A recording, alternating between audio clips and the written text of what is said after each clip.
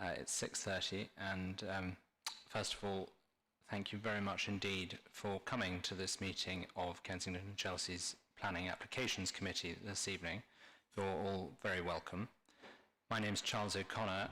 I am the Vice Chairman of this committee, and I am chairing this evening's proceedings. I'm joined by three of my fellow councillors this evening. Unfortunately, Councillor Dent Code is unwell and unable to join us. So there are only four of us making the decisions this evening, but we're still a quorate committee. The three councillors will introduce themselves in a minute.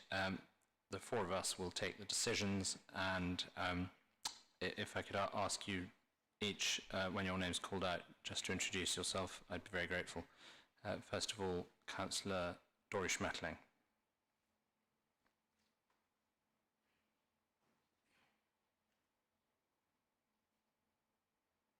No microphone. Never mind, I can shout. Oh, okay. I'm Councillor Dory Schmetterling, Councillor for Pembridge Ward. Councillor Maxwell Woodger. Councillor Maxwell Woodger, Councillor for Queensgate Ward. And Councillor Arin Areti. Councillor Arin Areti, Holland Ward. Thanks. Brilliant, thank you very much indeed. We're also joined this evening by council officers, the senior of whom present this evening is Katie Hurrell on my left. The presenting officers this evening are Sarah Gentry and Alison Long. We're also joined by our colleagues from the legal team and from governance, and thank you very much to them. And if any other officers need to speak during the course of the evening, I'll introduce them as we go along. If you've attended one of our meetings before, you will recognise our procedure for considering applications. I'll explain the steps as we go along, but I would emphasise that all my councillor colleagues and I have read the papers and read the addenda reports and all the representations that have been circulated. The first item of business on this evening's agenda is the minutes from a previous meeting. It was the meeting of the 8th of June, and I was chairing the meeting, and I've already approved those minutes. So if I could please have my councillor colleagues' approval to sign them as a true and accurate record. Approved. Thank you.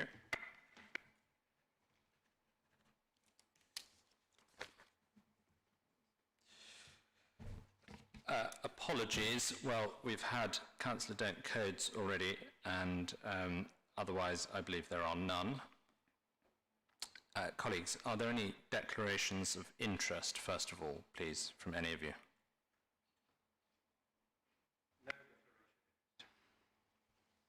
No. Thank you. And are there any other declarations? Two of the cases are in Holland Ward, like you say. Just one more. As Councillor Areti correctly points out, two of the cases this evening are in our joint ward, that's Holland Ward, and so we're familiar with the objectors certainly, and the sites and the buildings in question. I also would just mention that I do know some of the objectors personally, but that's not colouring my view in any way. Same here, right, just one. And the same for Councillor Areti. That will be minuted. Thank you very much indeed. So we now move to the first case of the evening, which, well, I'll just take you through the running order first of all. First up is 18 Milner Street. We're then going to Oakwood Court, then to Ladbroke Gardens, then Abbotsbury House, then Redfield Lane, then Walmer Road, and finally the Council's Public Library in the Old Brompton Road. So, Milner Street. Good evening and thank you. The application site comprises a 3-storey end-of-terrace building with lower ground, basement level and a roof level addition. The building is located on the corner of Milner Street and Halsey Street, with a terrace at 24 to 47 Halsey Street immediately to the rear, grade 2 listed. The building has a lawful retail use at ground and basement level, with a residential use within the rest of the building. Planning permission was refused at a Planning Applications Committee meeting in March of this year for a similar proposal with the basement in section as shown on this slide. The sole reason for refusal, shown here, apologies, it looks quite small on that screen, related to the size of the proposed basement excavation with regard to the impact of the construction works on living conditions and the potential harm to neighbouring listed buildings. As set out before, this was the sole reason for refusal. However, also as set out in the officer's report, this is a material planning consideration in the determination of the current application, and there have been no material changes in planning circumstance since this determination. However, each application is determined on its merits in accordance with the relevant development plan policies. For this reason, all elements of the proposal are considered as part of this application. The application before you today seeks planning permission for the construction of a reduced basement, together with extensions and alterations, and the change of use of part of the basement and ground floor levels from retail to residential use. This slide shows the existing and proposed lower ground and ground floor plans. The proposed basement has been reduced to 20% of the rear garden, set away 2.375 metres from 24 Halsey Street, with the addition of a light well. All elements of the scheme are identical to the earlier refused application, aside from this reduction in the size of the basement, the light well, and the replacement of a ground floor door with a window. At ground floor level, on the right-hand side of the screen, a single-storey rear infill extension is proposed, in addition to a new entrance onto Halsey Street and alterations to the existing shopfront. It is at lower ground basement and ground floor level that the retail provision would be reduced by 38 square metres to 75 square metres. This next slide shows the existing and proposed first and second floor levels, the first floor on the left and the second floor on the right. You can see here the proposed Juliet balcony to the rear at first floor level and the internal alterations at the upper levels. At third floor level, the existing pitch roof extension you can see in the aerial image will be replaced with a mansard with a roof terrace to the rear closet wing. A privacy screen is proposed to the boundary with 16 Milner Street, the details of which will be secured by a recommended condition 17. This next slide shows the existing and proposed front elevation onto Milner Street to illustrate the work to the shop front and the proposed mansard roof extension replacing the existing pitched roof. To the Halsey Street elevation, this slide again shows the existing and proposed elevations, including the proposed ground floor entrance onto Halsey Street. You can see that on the right-hand side of the screen. At the rear, the slide shows the existing and proposed elevations and the works referenced previously, including the infill extension at ground floor level, the terrace above the closet wing, and the mansard roof extension.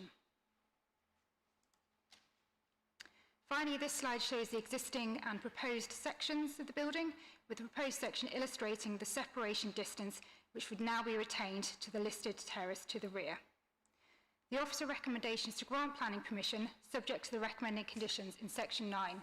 That concludes my presentation. Thank you. Thank you very much for that. We now hear from the registered objectors to this scheme, and we have two registered, Stephen and Sarah Baxter, and you may know our procedure from previous appearances. You have 3 minutes shared between you to explain why you're opposed to this application. So when you're ready, please. Thank you very much. Good evening. We live next door to the application site. There are 3 points that we would like to make. First, there needs to be a soundproofing between our 2 buildings on the floors where the applicant's living space is to be extended, i.e. on the basement and ground floor. A large new gym or leisure area is proposed, which will be next to our basement bedroom and sitting room. The walls between the 2 buildings are very thin and not designed for this type of development, and sound transmits easily. We have asked for a planning condition to require a soundproofing plan from the applicant. The officer's report suggests this idea would, I quote, not be reasonable. We think such a condition will be very reasonable because A, it was supported by our 3 ward councillors in their letter of objection. B, the outline wording, which is in our letter, was suggested to us by Environmental Health. And C, At the committee meeting for the previous application, the applicants themselves offered to accept this condition as a quid pro quo for obtaining permission for the basement. Second, the proposed roof terrace on top of the closet wing is just wrong. It would be in a very prominent position looking all the way down Halsey Street with no setback. You will have seen the photograph taken from Halsey Street. We also have a safety concern that bottles or glasses could fall off the chest-high parapet onto pedestrians directly below. Highway safety is, of course, a material planning condition and was not considered last time. The proposed privacy screen on our side of the terrace acknowledges the proximity to our bedroom, but would not mitigate noise disturbance, nor would it mitigate the problem of overlooking Halsey Street, to which many others have objected.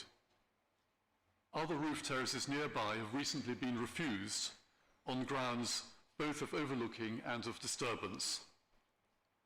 There is not a single other roof-level terrace overlooking the front of Halsey Street, and for good reason.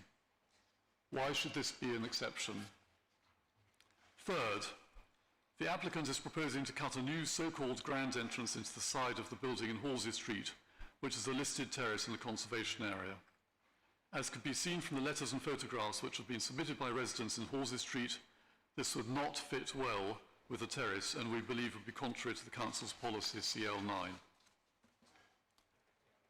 At the Planning Applications Committee for the previous application, these points of objection were not fully discussed, nor shown in the detailed reasons for refusal.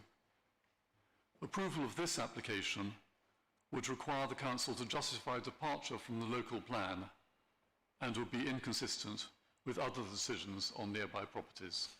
Thank you very much. Yep. Thank you. Very well timed. So we now hear from the registered agent, Mr. Sutcliffe, and I see there's a member of council, Matthew Dale of Landmark Chambers, registered to speak as well. So you also have, between you, 3 minutes. When you're ready, please. Thank you, Chairman and members. It is just myself, Nick Sutcliffe, tonight. Thank you. Thank you for the opportunity to address you tonight on behalf of Mr. and Mrs. Wim Penny and their adult son, George. George sadly suffered life-changing injuries in a near-fatal road accident when he was the pedestrian victim of a hit-and-run speeding car while on a zebra crossing. The Wim Pennies are seeking to progress sensitive and sympathetic alterations and improvements to their son's home that will aid his general recovery and rehabilitation. We are now before this committee for the third time of asking, having twice revised the application to address the two previous committees' sole ground of refusal. In March this year, we responded to the November 2020 reason for refusal by reducing the rear extension. However, at the March committee meeting, the basement was then refused, despite having been extensively debated during the November meeting and not having formed part of the reason for refusal. The modest basement now proposed is in full compliance with the Council's basement policy, so the proposed development before you tonight remains otherwise unchanged. Notwithstanding this, we recognise the objections that are still being made on a wide range of other issues already extensively debated for several hours at the two previous committee meetings. To aid members in their decision-making, we have circulated Council's opinion from James Neal of Landmark Chambers regarding the principle of consistency in decision-making and its role underpinning confidence in the development control system. Our Council's opinion states, in particular, the reasons why the earlier planning application was refused are material and ought to be considered by the Council when determining the current application. That consideration should include the fact that there was a single reason for refusal based on the size of the basement, and the development was therefore considered acceptable by the Council in all other respects. He continues, the Council would accordingly, in my view, have to provide detailed reasons why, if it chose to depart from the other aspects of its previous decision, it considers that departure to be justified and on what basis. This advice amplifies that set out in para 6.1 of your officer's report. In respect of some of the other significant matters raised by the objectors. There's comments about the commercial unit. This is now occupied by a clinic offering COVID-19 testing, and they're using only the ground floor space.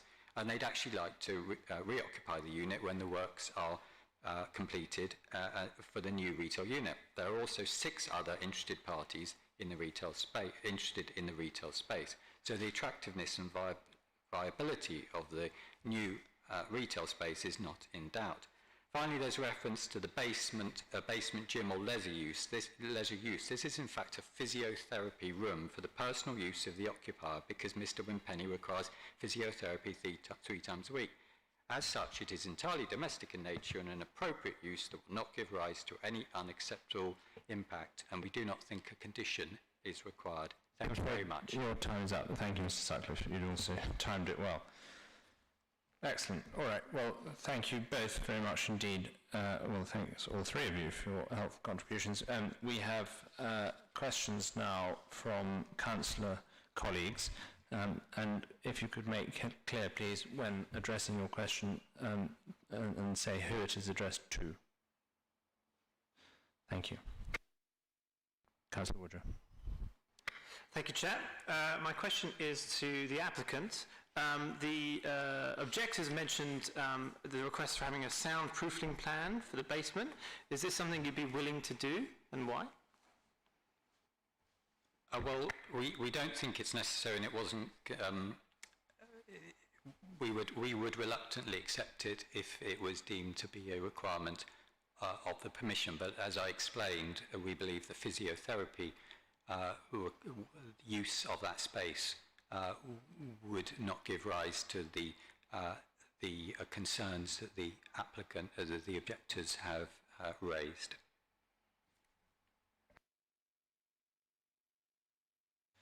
Thank you very much. Councillor Schmetterling. Thank you, Chair. I've got a particular question, first of all, to the objectors. You felt that, well, particularly, I was thinking of the Mazzara objections. I don't know if you're a member of Mazzara. We are members. Okay. There were particular safety concerns, and of course you mentioned the grand entrance to Halsey Street. So you felt that was, can you confirm, you felt this was not discussed thoroughly at the last meeting? Because you spelled out, or Mazzara spelled out, a number of concerns. That's correct. We've got a transcript of the last meeting, and the grand entrance didn't really feature in that at all. The safety point actually is new. Wasn't raised at the last meeting. Sorry, could you speak into the mic? Sorry. Don't have to look at me, just look in the mic. Sorry. The grand we've got a transcript of the last meeting, which we obviously looked through. The grand entrance was not discussed, as far as I can see. Certainly not in any detail. And the safety point is actually new to this meeting. It wasn't discussed at all last time. Thanks. Just one question about this entrance.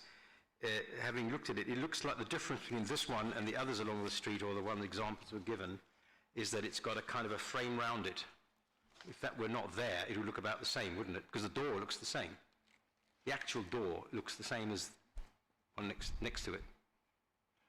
I think that's probably, I don't know the exact dimensions. What you will have seen in, I think the letter that wasn't our letter, it was a letter that was sent in by the Residents Association, is that there was a previous door there in the 1990s, but it was very much smaller and out to one side. I think the door there is rather grandiose and rather fights with the consistency of the terraced houses along Halsey Street, which is a listed terrace. The whole terrace is listed.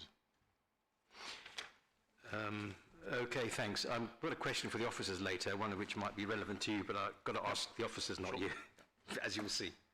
Thanks. Could I ask the applicant now, in terms of this door and Halsey Street that appears to be causing some discussion amongst local residents, are the dimensions of that, how different are the dimensions of that door, the actual door itself, from the doors nearby? For example, in that picture, to the left of the blank wall, there's a door. The design looks about the same, but what about the sizes?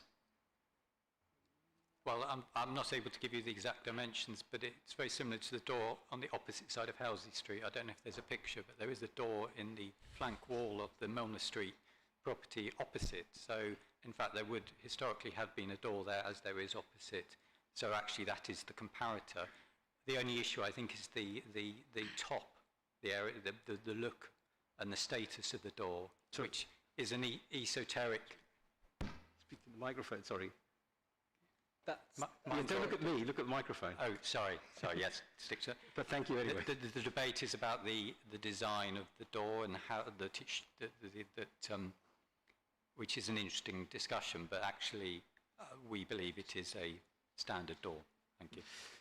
Okay, all right. I think I was thinking there's a frame around it that's different to what's along next door, but thanks. Thank you, Councillor Schmetterling. And Councillor Oretti, please. thank you, Chairman. Objectors, Mr. and Mrs. Baxter. I know you raised the point about the noise through the walls. Yes. Would you be happy if, I know the applicants just spoke on about, installing the extra measure to control the noise. Would you be happy if they... Yeah, soundproofing. Would you be happy if they install the soundproofing? Would you be happy to support or approve? To approve what? Sorry, I don't understand your question. No, would you be happy if they install the soundproof through the walls so that the sound won't penetrate? That's obviously what sorry. You were saying, do we want soundproofing? Yes, we do. That's what we want. Right. And the point we're making is that the walls between these properties, it's early Victorian properties. The walls, I think, I'm not sure if the deck mentioned only 8 inches thick, as far as I know, but you can hear extremely easily, all too easily, what's happening next door. So a large basement with possibly a gym, it could easily be used as a leisure area for other activities, would make a considerable difference down there. And so we do want soundproofing. Yes, please. Right, thank you. Thank you very much, Councillor Oretti. Forgive my ignorance, this is a question to the objectors, but I probably ought to know, but are there any Party Wall Act issues involved here or not? Sorry, are there any Party Wall Act issues involved? Is the Party Wall Act, has that come into play, or is that only when changes are made to the boundary wall? I think there are likely to be Party Wall issues, but the Party Wall surveyors typically don't get involved unless and until planning permission is granted. Yeah, because it strikes me that there might be some scope to deal with soundproofing at the Party Wall stage. I have discussed this with the Party Wall surveyor, and he thought it would be preferable that we brought it up as a planning condition. Yeah, okay. In fact, he advised me very specifically on that point. Thank you, that's helpful, because it would be quite unusual for us to impose a condition. Sorry, my microphone's also behaving oddly. It would be quite unusual for us to impose a condition relating to soundproofing at the planning committee. In any event, we've heard that the applicant might be prepared to agree to one if necessary. We'll discuss that further with officers in a second. I'm going to come back to you, Mr. and Mrs. Baxter. I've got a question for you. I know the area quite well. My grandmother lived in Ovington Street next door, and I know that the houses are not enormous on the sort of Belgravia scale, and so you are living quite close to your neighbours, quite cheek by jowl. So I'm interested in the roof terrace that's proposed. As I understand it, the closet wing has in fact been reduced in height. Is that right, under the proposed plans? So the roof terrace would be slightly further from your bedroom windows than the existing, the top of the existing closet wing? No, that's not correct, actually. As far as I can see, the closet wing will be in the same position as it is at the moment, but the roof of the closet wing, it seems, will be a bit lower, and then the floor, so people would be able to stand on it, and then the closet wing would come up to, I think, 1.5 metres, which is about chest height. So the closet wing would be in the same position, and was not designed, obviously, originally with the building as a roof terrace. And the other point we obviously make is that and this is felt by our neighbours very much in Halsey Street, is if you go down Halsey Street, there are no other roof terraces at that level, where you can see the occupants looking over into Halsey Street. There's a photo. And there's a photo of that in I suppose that's because this property is not in Halsey Street, it's in Milner Street, and the side of it's in Halsey Street, and therefore you can sort of see the back of the property because it's in Halsey Street. But no, I take the point. Yeah. Okay, thank you. Well, we'll explore the closet wing and the roof terrace with officers in a minute. Thank you. I'm interested in the boundary treatment as well, so we'll come to that in the proposed screening. Just a final question for you. What sort of distance do you say it is between your bedroom windows and the roof terrace? I think we did measure it on the diagram as 4.5 metres, which is 4.5 paces. Right, okay. All right, well, that's very helpful. Thank you very much. Colleagues, any further questions to either the objectors or the applicant's agent? Councillor Schmetling. Quick one.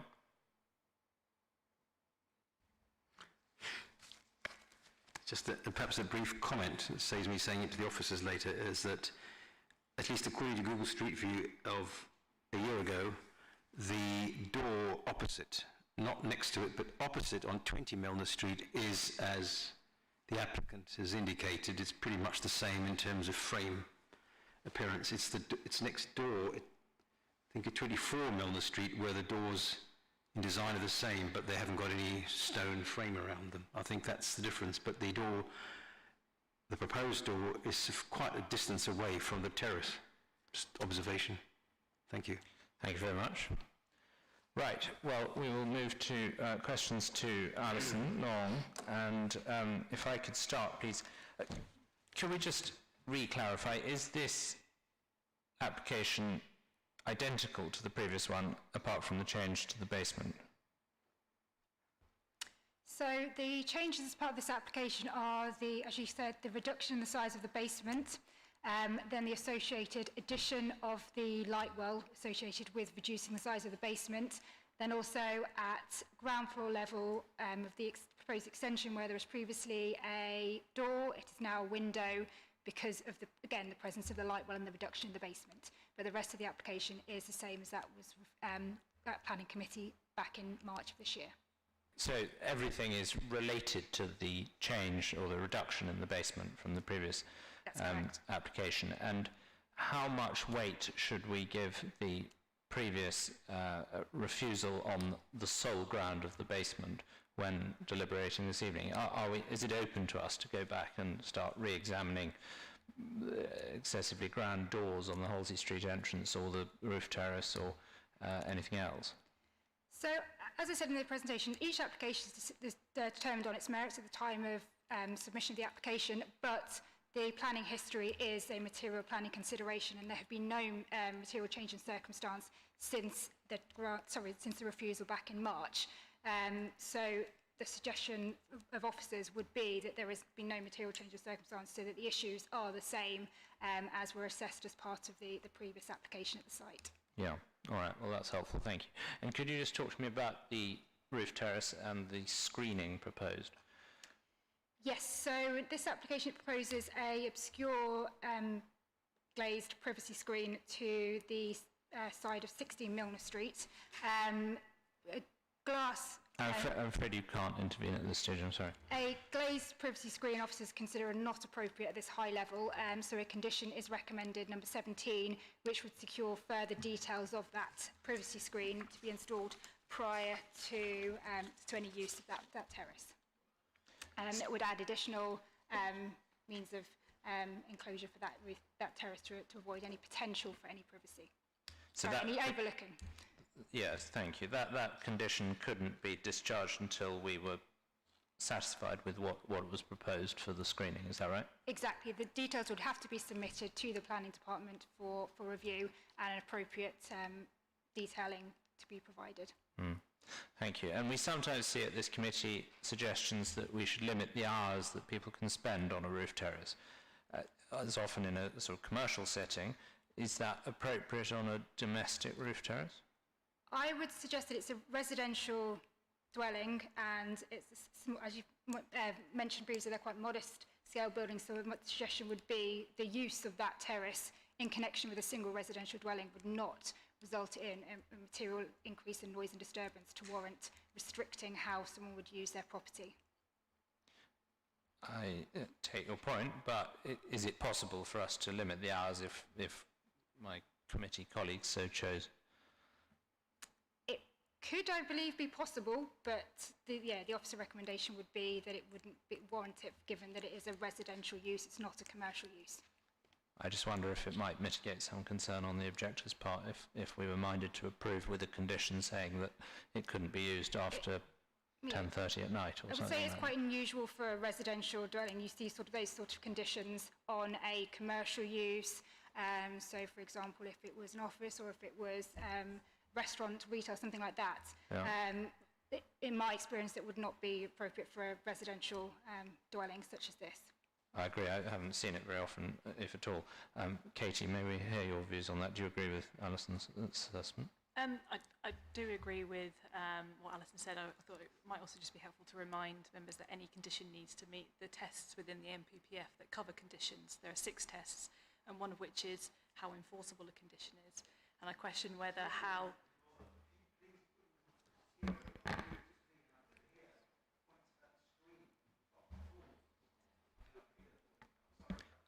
Okay, thank you. We'll ensure that everyone speaks into the microphone. No, thank you. It's helpful. So yes, I was just explaining that any condition needs to meet the 6 tests within the MPPF that outline how a planning authority can impose conditions, and one of those is that any condition needs to be enforceable. And I'd question whether how a resident uses space within their house, within their dwelling. Okay, it's the roof of part of their dwelling, but it's still how they use it. Whether controlling that and the hours they can be out there would meet that test and would be enforceable. How, as a local planning authority, we are supposed to monitor that and ensure that it is complied with. And it would also need to be reasonable. And so I think that's the point that Alison was making. In reality, a couple of people potentially using that small amenity space is unlikely to cause disturbance to a degree enough that I think would make a condition restricting that use reasonable. Thank you very much. That's very helpful. Colleagues, other questions to Alison Long? Councillor Woodger. As you probably guessed, my question's about this potential soundproofing idea plan. Since the objectors would like it and the applicant seems reluctantly willing to do it, in terms of mitigating the negative effects of the application, which mainly comes down to the basement, is that something we could put in as a condition, or at the very least an informative? I think the points I would raise are similar to the use of that roof terrace, that it is in connection with the residential use. How someone uses that space internally would not be something that generally would come under planning control. So my suggestion would be an informative and a discussion between the two parties would be preferable to any sort of condition. I'm just going to follow up on that before moving to you, Councillor Schmetling. We have heard a willingness on the part of Mr Sutcliffe, who admittedly is not the applicant himself, he's the applicant's agent, to accept such a condition. Does that change the position? Could we say we are minded to approve, if that's what we are, on the basis that the applicant's agent, i.e. on his behalf, has agreed to undertake soundproofing?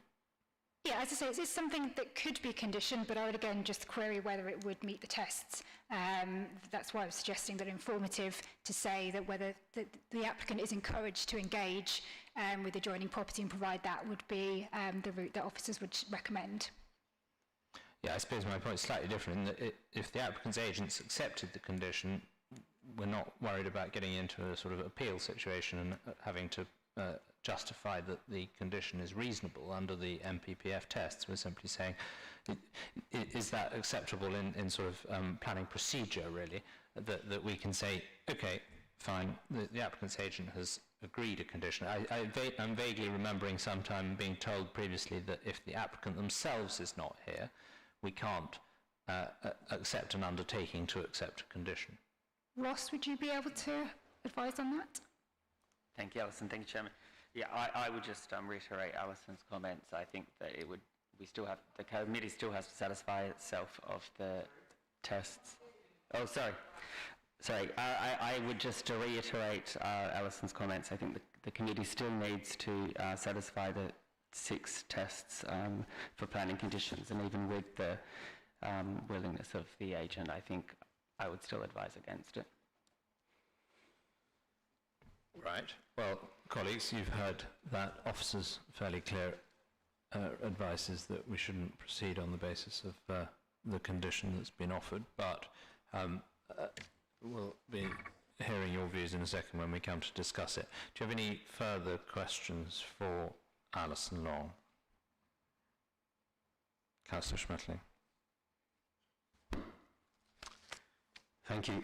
First of all, the question that Councillor O'Connor asked about the screens, because the issue of safety, I'm sorry, I couldn't hear your answer, that first bit, because you're looking at him and not in the mic. The thing is that the objectors said that the safety issues were not discussed before. So this is a new consideration, I would say. So the worry is that the stuff is put on parapets and things and could fall off, which is not unreasonable. So did you address that question when you answered Councillor O'Connor, when you answered the chair? No, that question wasn't answered specifically, no. Yes, I appreciate there is the creation of the terrace and it could have the potential for people putting glasses, but obviously I would say that once again it is in connection with a single residential dwelling. The number of people that could be up there would be very minimal, and I guess you could raise that with any kind of issue of any openings within any building, and I wouldn't consider that the creation of a terrace would be a particular potential for any harm to pedestrian safety in the surrounding area to warrant refusal of the creation of a terrace in that location. But the issue is that it might fall off, and the idea of putting a screen in some distance from the parapet would mitigate that, wouldn't it? That's the question, and I think that is addressed, as mentioned in the papers. Yes, it could do. At the minute, the screening that is proposed is only to one side. I guess my concern would be if creating additional screening that rises above that, then there is concern about the visual clutter at that roof level. So what would the design implications of creating any kind of additional screening be in terms of the appearance? That's helpful. Thank you very much. I think Can I address a comment too about this discussion you've been having about the condition of sound insulation? A very quick one, if you will, Councillor Schmetterling. It strikes me that, as you, I think, indicated, is that whatever may be said, if it's all voluntary, then I can see no reason why it can't be put in, because there's no compulsion involved. Yeah, well, I can see assent, certainly nodding from some of my councillor colleagues. So that's very helpful. Thank you very much. Well, if there are no further questions to officers, we'll come to... one more on that, I'm sorry. If, let's say this sound insulation were installed, what are the chances of a noise complaint being successful? The neighbours have a problem, and then they have to complain to noise and nuisance, and it takes months and months and months, and this is another consideration that I would just put forward. Okay, well, that's a helpful thought. Colleagues, what are our collective views? Do any of you wish to put forward a view on this? Councillor Woodger. My overall view is I'm probably more minded to grant with the condition of soundproofing from the applicant, because I think that has a bit more teeth than just an informative, and as everyone sort of mentioned, there is an objection from the actual applicant itself, so everyone is volunteering in this way. Yeah, well, that's a sensible point. Councillor Oretti. Yeah, I just echo what Councillor Maxwell just said. I think that's a great compromise for both parties, basically. Yeah. And Councillor Schmetterling? I'd agree with that. I would just like to comment on the door, that because the door opposite looks much the same and so on, I don't think it's such a big deal, and I think I would grant it. But I would just worry about the screen up from in safety, but otherwise I agree with what Councillor Oretti and Councillor Woodger have said. All right. Well, that's helpful. Thank you. And I think an important point for us all to bear in mind is that point that I discussed with Alison Long earlier on, and the weight that should be given to, or the fact that the previous rejection on only one ground, that must be taken into account as part of our duty to provide consistent decisions from this planning committee, is my view. So I think I can see where we're going with this probably. I think the suggestion is that we add a condition about soundproofing. I think we can leave it to officers to word any such condition, can't we?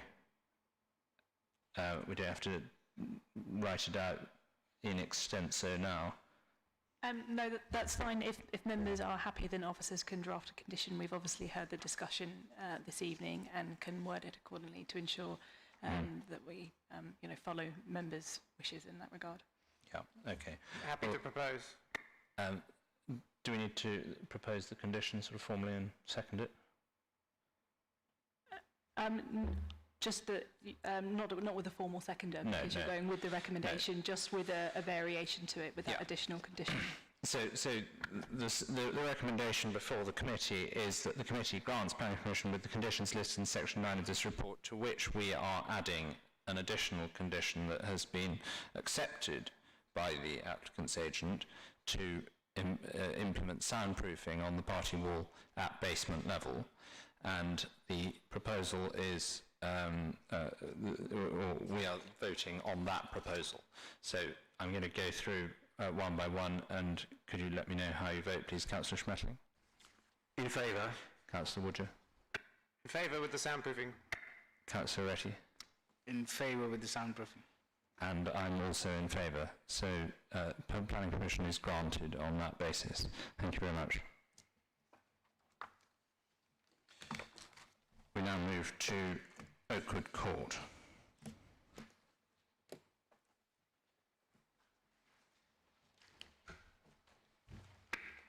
Good evening. This application relates to the residential block of flats 31 to 62 Oakwood Court. The application proposes changing the use of the lower ground floor from ancillary residential use to form 6 new homes. This drawing shows the existing lower ground floor, which has been used as an existing contractor's flat, storage areas, ancillary management offices, and a porter's office. It is proposed to convert the lower ground floor to provide 6 new homes, comprising 2 3-bedroom flats and 4 2-bedroom flats. These are of a suitable size and configuration. Externally, it is proposed to open up doors and windows to provide adequate lighting to the flats. There are a number of elevations to the building, and I have included some of these within my presentation. This elevation shows the new windows to be added alongside other details such as new railings, which would provide an enclosed area, amenity areas for the flats, water butts and associated landscaping. This is the northeast elevation, which again just shows that new doorway with the windows changed from the window to the door. Similarly, on this elevation, you can see the window, again changed to the door, along with rainwater butts, which would be provided, and the railings added. And here we have the northwest elevation and the southwest elevation, showing the changes to these elevations, with the new windows annotated alongside the new door openings. The application also proposes a cycle store. This would be located towards the rear of the site. There is a condition recommended which would require further details of this store to ensure adequate cycle parking is provided. Any planning permission would need to be subject to a legal agreement requiring that the occupiers of the new flats would not be eligible for a parking permit, and also that they would be prevented from using any of the existing on-site parking facilities. It is recognised that the residents of the block do consider that the existing uses of the lower ground floor are essential to the day-to-day running of the estate. However, in planning terms, these are ancillary residential uses. There is no specific planning policy to protect such uses. There may be other legal and civil processes that can take place regarding the loss of these facilities, but in planning terms, the provision of 6 new homes is acceptable and would make an important contribution to the provision of new homes within the borough. For this reason, it is recommended that planning permission is granted subject to conditions. You will note within the addendum, the report, that these conditions do also include further details to be provided of soundproofing. Thank you. Thank you very much for that. We have 4 objectors registered to speak. Well, one is described as comment rather than objector, but 4, I think, broadly against the proposal, and then the applicant's agent also registered to speak. So, as previously, the 4 opposed to the application have 3 minutes between you to speak in whatever order you choose and however you divide that time up. So, when you're ready. Good evening. Following the council concerns, the applicant produced a supporting document, a letter from agent, which is wrong in dates, details and facts. This is an ill-designed development which affects a large community of 226 flats and several hundreds of residents. I refer to the report and point 3.1. It refers to only 1 block. In fact, this is not 1 block, it's 3 blocks, namely number 3, 4 and 5 of a large estate of 12 blocks. So, considering this application as only 1 section of this estate is wrong, these are 3 blocks. Point 3.2, the description of the use of the property is not correct and incomplete. In fact, the Porter's Lodge has not been paying neither council tax nor business rate. It's not residential nor commercial. It is de facto communal space. Point 6.5, the application is referring to external amenity space, which is where they intend to install a cycle store, which is a communal space and shouldn't be used. Point 6.7, we fear the council is not taking any step to protect a large part of a long-term residents, many of which are elderly, and instead is more interested in increasing the number of properties as per the London plan.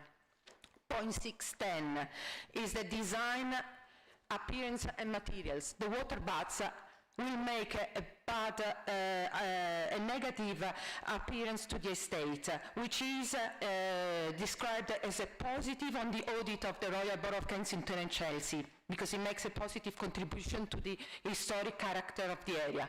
I pass on to my other.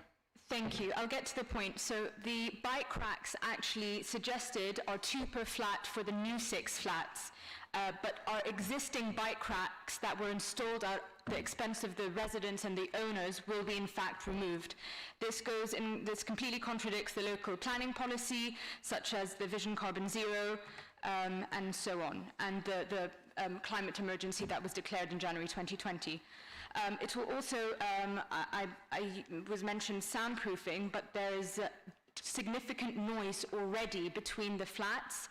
It's a Victorian era building and everything can be heard. If I'm on the ground floor, I can hear things going up as far as the 4th floor and even buildings across. So the noise would be a significant problem. And also in terms of the layout and density, it's inappropriate because it's too saturated already and it infringes on existing much needed spaces and it encroaches on this. So the removal of these spaces would be detrimental to the wider community. I mean, it's 226 flats and you're talking about all of this to suffer at the expense of 6 new flats. The housing needs are real, we understand this, but it's at the expense of our community and our building. Important to note that the building is 100 years old. Planning permissions to change our own bathrooms existing have been rejected, so the creation of 14 more bathrooms, we simply cannot deal with it. Our building cannot take it, the waste disposal, the sewage system cannot take it. So it's really, we are the ones living in this community, and it's difficult for us for this to go ahead. Freshwaters manage the building and they own a large portion of the flats, but this is our community, these are our homes, and we would not be comfortable going ahead with this. Thank you very much. Thank you. Your time is up. Very grateful for those helpful comments. So anyone else who was registered to speak on your side is, I'm afraid, now out of time. Miss Foster, we have registered. I'm afraid so, because your co-objectors took up all the time.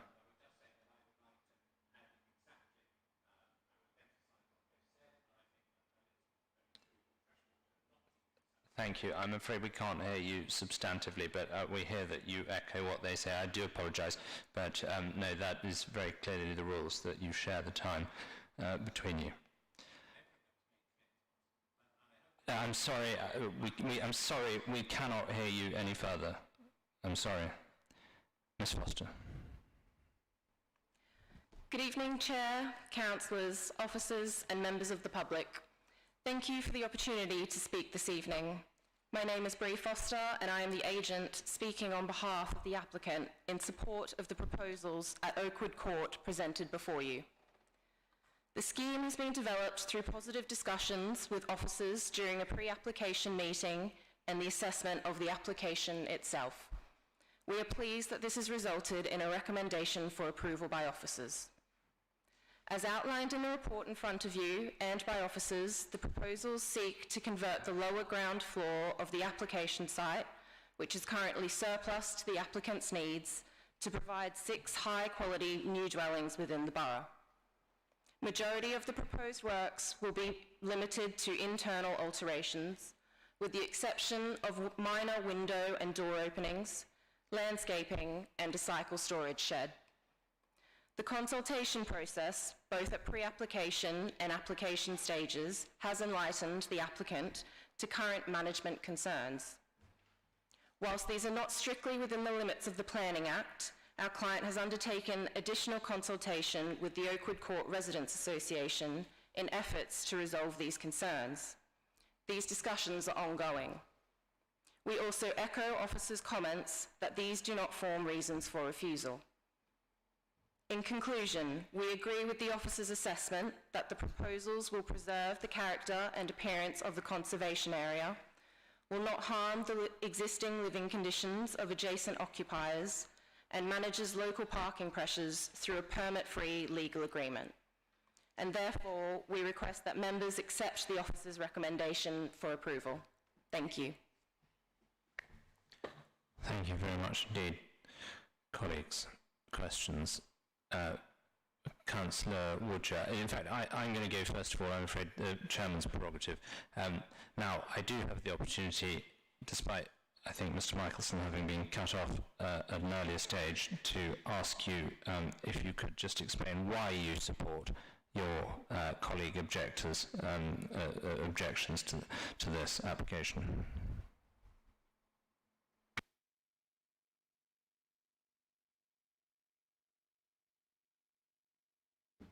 Is that better? Yes.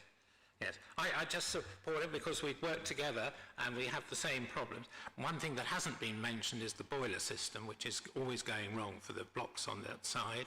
Can't take 6 more flats. 6, I think, is unnecessary in that space. They're very small flats, 3-bedroom flats. It would be better to have 4 at the very most and to look at the background of the water flow system and the boilers. And I think that should be done. And it's not exactly fair to say that OCRA, as the Residents Association, has been kept in close advice about what Freshwater is doing. That is not so. There are 200 plus flats there. Freshwater own about 35, I think, and there's one block which they don't own the freehold. And of the rest, 110 letters were sent out. It should have been about 150. And of those 110, 62 people replied. And they replied all, I think, against the proposals. And that in itself should be enough to think about reconsidering this. So I'm very surprised that you say in your letter, Chairman, for tonight, that you are recommending accepting this. I don't think it's been looked at on the wider stage very satisfactorily. I just say that as an actuary. I'm used to figures, and I can't see any figures that are looking very positive. And I will have to leave in a few minutes because I'm going to the opera. All right, well, It starts at 8. thank you very much, and that's a very helpful contribution. Questions from Councillor Woodger, first of all. You were first. Thank you, Chair. My question is actually to both the applicant and the objectors, but I'll go to the objectors first, which is what is currently in the basement in terms of what storage facilities are there, and what won't be there afterwards if we were to be minded to grant this? So we currently have the Freshwater's office is downstairs in the basement. We have the porter's lodgings, the area. We've got also communal space and storage. Sorry, we have to clarify again this point, that it's not one building, it's three different buildings with 3 different entrances. It's not one building. So the area is consists of 2 flats in each of the previous blocks, 2 in block 3, 2 in block 4, 2 in block 5. The use of these 6 flats is of the 4 flats, because it's currently 4 flats, and the rest is communal space. So they want to use the communal space to redevelop into 6 flats. And the Porter's Lodge is located on the basement of block 3.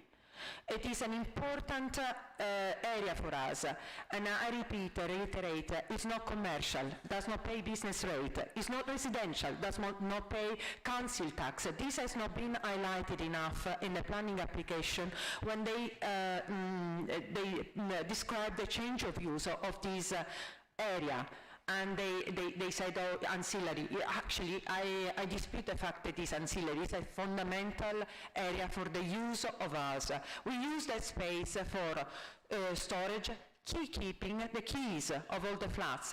The porters do not reside in the Porter's Lodge, but they use it. They have their cooking facility, their resting time.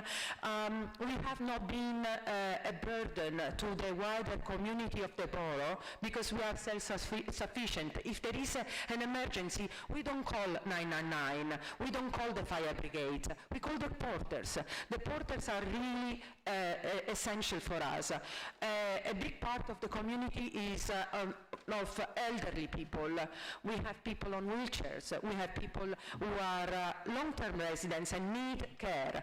The presence of the porters in time of COVID has been fundamental. So it's good, just to delve into a bit more. So you currently have porters. Yes, we have a team of porters. Just in terms of you had mentioned it's communal. There's communal areas. What's in the communal area? In this communal area that is used by the porters, there is a kitchen, changing facilities for male and female porters is a team of 16 porters that are around the clock, and there is a house manager, there is a meeting room, there is a storage space for the keys for security, there is the parcel storage. It is a fundamental area. Okay. And the applicant is ignoring the fact that in fact is producing this letter from the agent where they are proposing an alternative for us that is totally inadequate. They say in this letter from agent, that they have engaged with OCRA, Oakwood Court Resident Association, to provide an alternative space. The space in question is 2 sheds at the back of block 4. They are not going to be accessible accessible once the 6 flats are built, because the communal space, the amenity space that is now used by the cycles for the residents currently is going to be transformed into a space only used by for the cycle store of the 6 flats in question, and so it will be impossible for people to go back to this storage, to these 2 sheds at the back of the block, and the porters will not have any place to rest or any amenities and at all. Okay, and then just my final question, which is to the applicant. You mentioned when you opened there's currently a surplus to applicants' needs in terms of storage facilities and what's in the basement. Can you respond to that and also maybe pick up on any of the comments from the objectors? Yes, of course. So currently, what's in the lower ground level is the porter's area, storage area, and the offices for the management agents.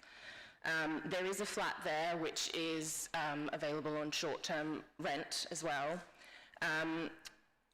Our client no longer uses the offices that are located in the basement, the lower ground floor, and they're surplus to their requirements. The porter's area also, they believe, is surplus to their requirements. They have located a new location, as the objectors have identified, which is at the, in a additional storage area to the rear of this block.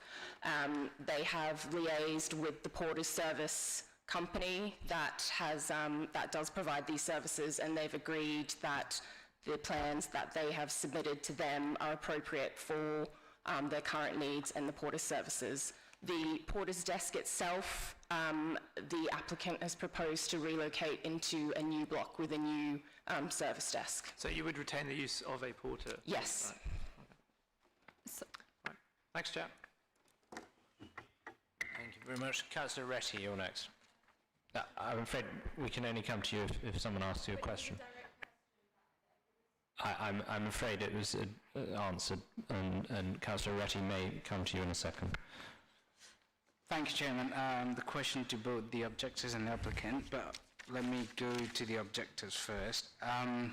Mr. McCleason, you just mentioned that if there's a reduction in the flats being built to 4 instead of 6, firstly, would you be happy with that if they could compensate the communal space or the common space and not construct the cycle hanger, because the council could obviously do something on the outside, on the road, for example, we could build a cycle. Would you be happy to support this application? Any one of the objectives, basically. Yes. I mean, personally, and I stress the word personally, I would. Obviously, they're going to be flats there. 6 seems to me to be taking up all the space. The porters will be very crushed. They'll have less space than they've got now. And the comment from the representative for the applicant... Could you speak up a little? Sorry, the comment from the representative for the applicant that the porters are happy with this. I would just add to what my colleague Valentina said, is not really true. The porters would not be happy with this. They would have less of a visible presence, and they need room. And also, I think that Freshwater, who've put in the application, who've moved their offices away up to Kensal Rise, they need to come down to Oakwell Court from time to time on a fairly regular basis. There are always problems there. They would really need a room themselves there. They don't want... this just doesn't need 6 flats to strain the current system. 4 probably seems to, I think, the committee to be satisfactory, and that leave the porters more or less where they are. Want to add on that? It's definitely in relation to the comment about the porters. My family has lived there for the past 28 years, and we have very close relationships with the porters. They've become family over the years, and they're definitely not happy with this. Also, just you asked, Councillor, you asked a question earlier about what the facilities contain downstairs. There's also road access that would be problematic. We cannot access the road from the back once those have been built. So that's also something to take into account. And I echo Valentina's comments on that. So that's something that would be very difficult, and it would cause traffic problems within the building as well. Thank you very much. Thank you. Question to the applicant, Chair. Yeah, absolutely. Thank you, Chairman. Ms. Foster, you just heard it from the objectors. I know Oakwood Court very well. I've been there. I've been to the porter's office, the management office. I can't remember the manager's name. The Greek lady. Oh. Not now. All right. Sorry? Annabelle, right, very well, yeah. Right. In terms of the consultation, I know a lot of objectors raised the point about incorrect pre-application advice. I just wanted you to make a comment on that, and would you be able to sacrifice or reduce the flats to 4 as mentioned by the residents? And in terms of the cycle hanger, we could just remove that from the planning, because as a councillors we could probably work with you to arrange that as a common cycle hanger on the road, where on the parking. That's one thing. And would you be able to compensate the residents a common space somewhere that you could probably, establish? That's my thank you. I'll deal with your first question first about the consultation process. So we posted letters to all the residents of the block itself via Royal Mail. That to us was deemed appropriate for the scale of the development we were proposing. In response to our consultation, the Oakwood Court Residents Association contacted us. We then shared our consultation material with them, along with the proposal plans, and gave them opportunities to comment. After that, we shared our statement of community involvement with the Residents Association for review and comment. They provided us some comments and we amended it accordingly before submitting to the planning, our full planning application. During the assessment of the application itself, you will see that a number of concerns were raised about the consultation that was taking place and the Porter's facility specifically. Our client engaged with the Oakwood Court Residents Association during the application process, and that's where they discussed the location of a new Porter's accommodation and the issues with cycle storage. Sorry, the next question was? Yeah, would you remove one thing, reduce from 6 to 4 as suggested by the residents, and the next one is just remove the cycle hanger or the cycle storage completely from the planning, so that we could, as a councillors, your ward councillors, we could accommodate that on the road? With regard to reducing the number of units, I don't think our client would be favourable of that option. The units have been designed in excess of the national space standards. They're of a decent size. They're dual aspect, so they provide appropriate living accommodation for the intended occupiers. Yeah, we probably wouldn't be willing to reduce the number of units proposed.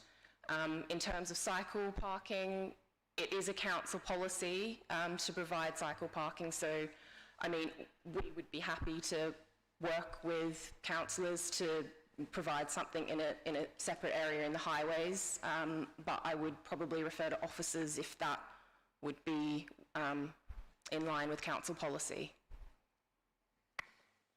You could leave one of the sheds, so that you want to give I'm sorry, you can't intervene at this stage. So one point that was not mentioned, but the common space, would you be able to compensate or accommodate the common space somewhere else that the residents were raising about?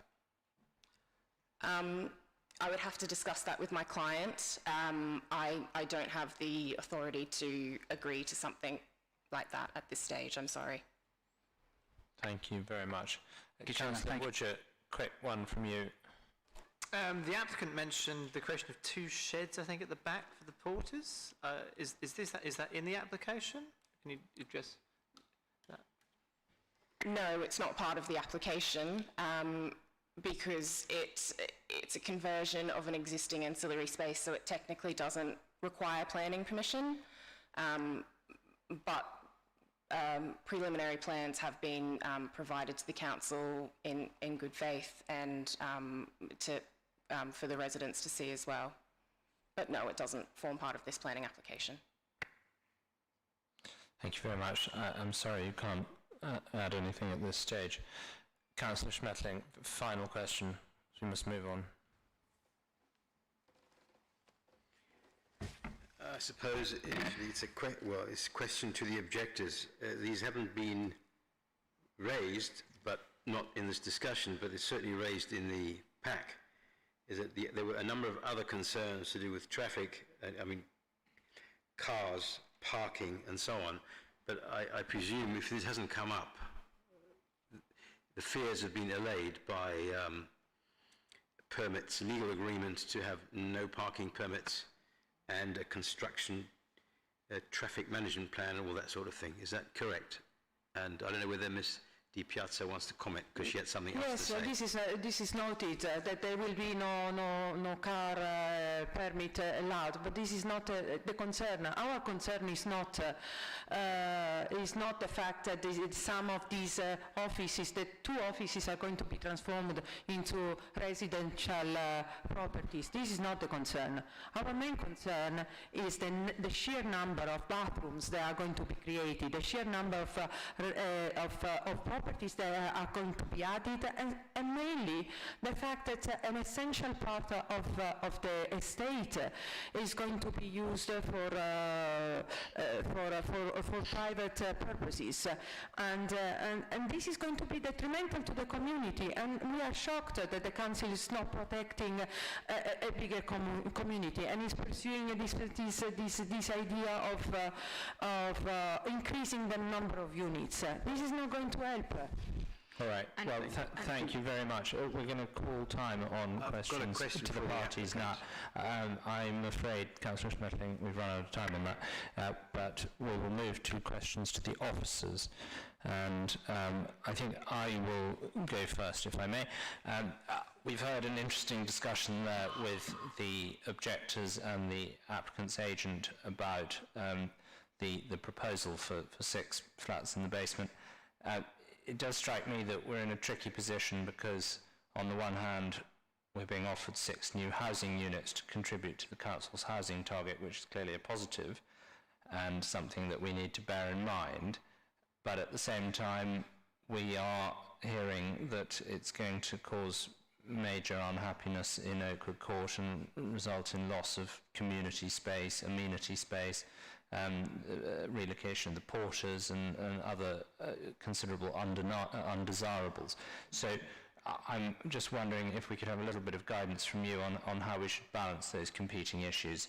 And is it the fact that if we don't have a policy that something conflicts with, then we've got no grounds for objecting to it?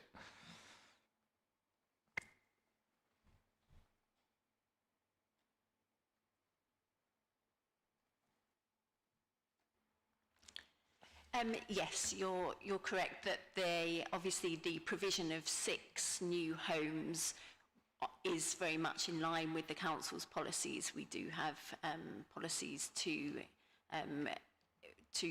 encourage and supply additional homes, and a great deal of weight needs to be given to that supply of 6 additional residential homes. In terms of how that should be balanced up against the loss of the communal space, you are also correct that the council doesn't have a specific policy that protects such communal space.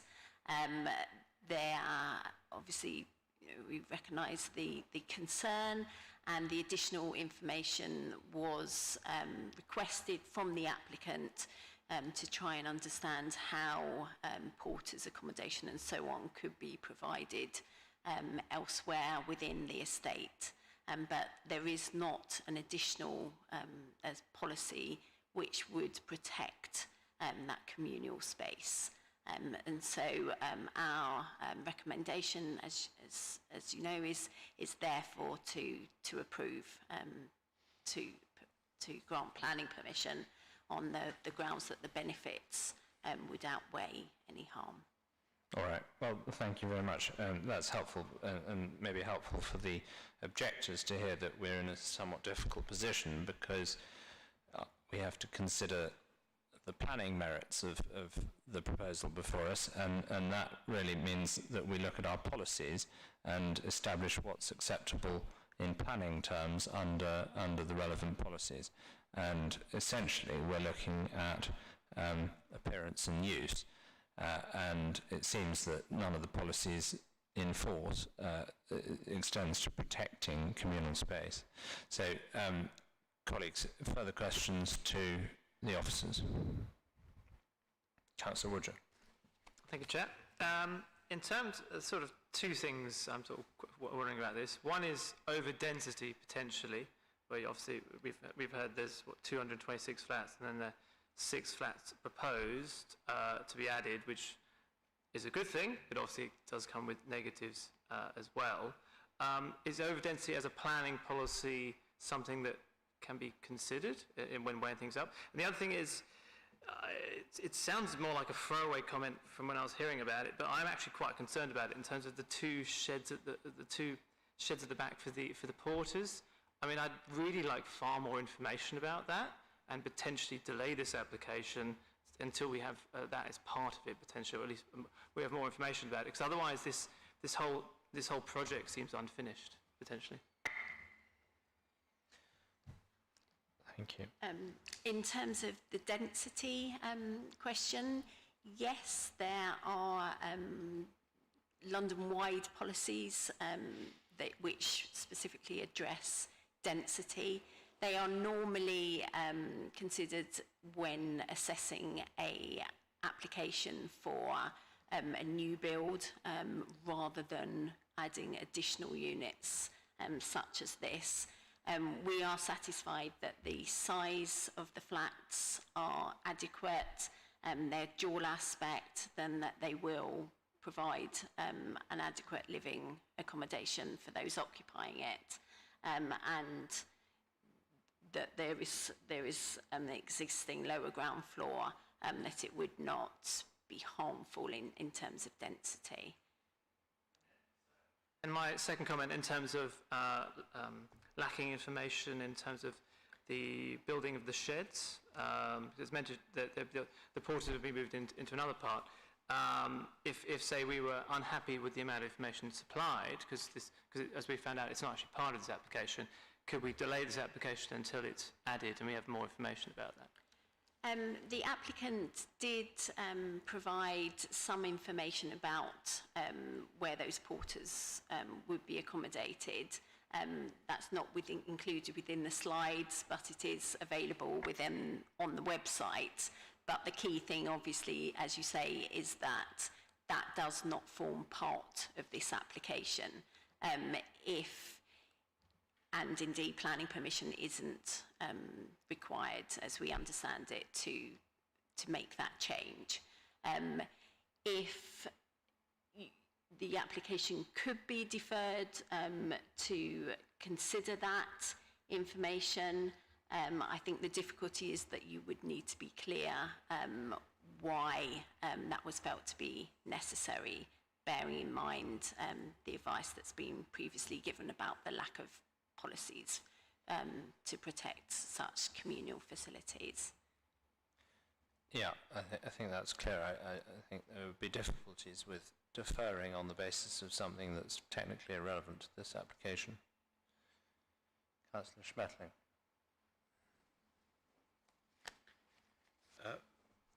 Two or three questions. The first is raised by one of the objectors. relates to what one of the objectors said. She was talking about extra stress on the, I don't know, the waste system, waste disposal and wastewater and everything by new flats. But that would come under building regulations, wouldn't it? Yes, yes, that would be dealt with under building regulations. Right, it's not something under planning that we would look at in that sort of detail, no. Right, so this is a legally separate matter. The second thing is that, I mean, I'd like to come back to this incorrect pre-application advice question. I know where it says statements were made by the applicant which were not verified, implying they were inaccurate. Are you saying, I mean, I would say that is important, but are you saying in the response that these potentially inaccurate statements, or whatever it was, don't relate to planning matters? So I haven't understood what the response is, because it seems to just brush them off a bit.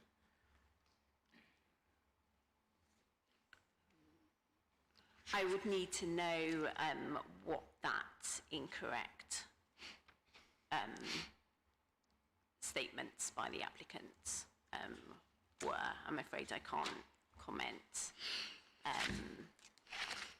in detail without knowing the specifics. I don't think we can take that point any further, Councillor Schmetterling. Could you move to the next one? Fair enough. That was fine. Third thing is, because I was not able to ask a question, I just would like to say that I hope the applicant has heard the voice of the residents, at least as represented here, about the use of the communal space and the problems that the suggested plans have for the residents. Although I don't know, of course, what the other residents in the response said. Thank you very much. Thank you very much. I have a further question for Sarah Gentry. The suggestion to reduce from 6 units to 4 units, I know the answer and I know what you're going to say, but the idea of somehow us doing that by condition is tricky, is it not? It is tricky, yes. We would need to reconsult. It would be a substantially different development. So, no, that's not something that could be done by condition, I would advise. Okay. Sorry, would you like me to repeat that? Yes, it would not be possible to change the nature of the development to that extent, to reduce the number of flats from 6 to 4 by means of a condition. Yeah, okay. Well, colleagues, any further questions for Sarah? Councillor Retty, yeah. Sorry, just to follow up on Sarah Gentry's question. So, unless if this application is objected or refused by the committee, and then they can reapply for as you said, I mean, you can't really apply a condition, so it will be a new planning application if the applicant is happy to do that. That's right. I believe. All right, okay. It just occurred to me, sorry, I didn't ask it just now. This question of ancillary areas, what is actually the definition? Is it because it's not residential, it's not a flat? Is that why it's called ancillary? Because obviously the objectors don't seem to think it is ancillary, so can we define it? Yes, I mean, that's a planning land use term. So the main use of the land is as clearly as residential flats. The ancillary uses are uses which support that main function, that main residential use. Yeah, thank you very much. So, colleagues, I'm afraid we can't hear the objectors again at this stage. We've passed that point in the evening's proceedings. So, colleagues, it's open for a discussion between us. This seems to me to be a very tricky application, not least because it's in my ward, but there are significant concerns on the part of the objectors, clearly, and no doubt valid concerns about loss of porters, loss of community space, loss of amenity. But balanced against that, we also hear that there are no council policies protecting these community spaces, and that a lot of the issues as between the leaseholders of the flats and the freeholder, and things to do with the quality of the portering and the costs involved and the service charges are all private law matters that don't fall within the remit of the planning regime at all.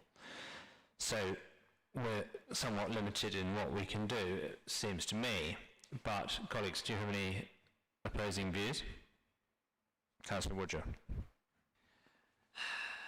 It's difficult, this, because obviously you've got to weigh this up with the planning policies. But I very rarely, I try not to object to applications, but I couldn't vote for this, if I'm honest. I think it's the officer talked about over-density applying to new builds. I think it probably should apply to old ones as well, because you've got to weigh up those 226 flats against those 6 new ones.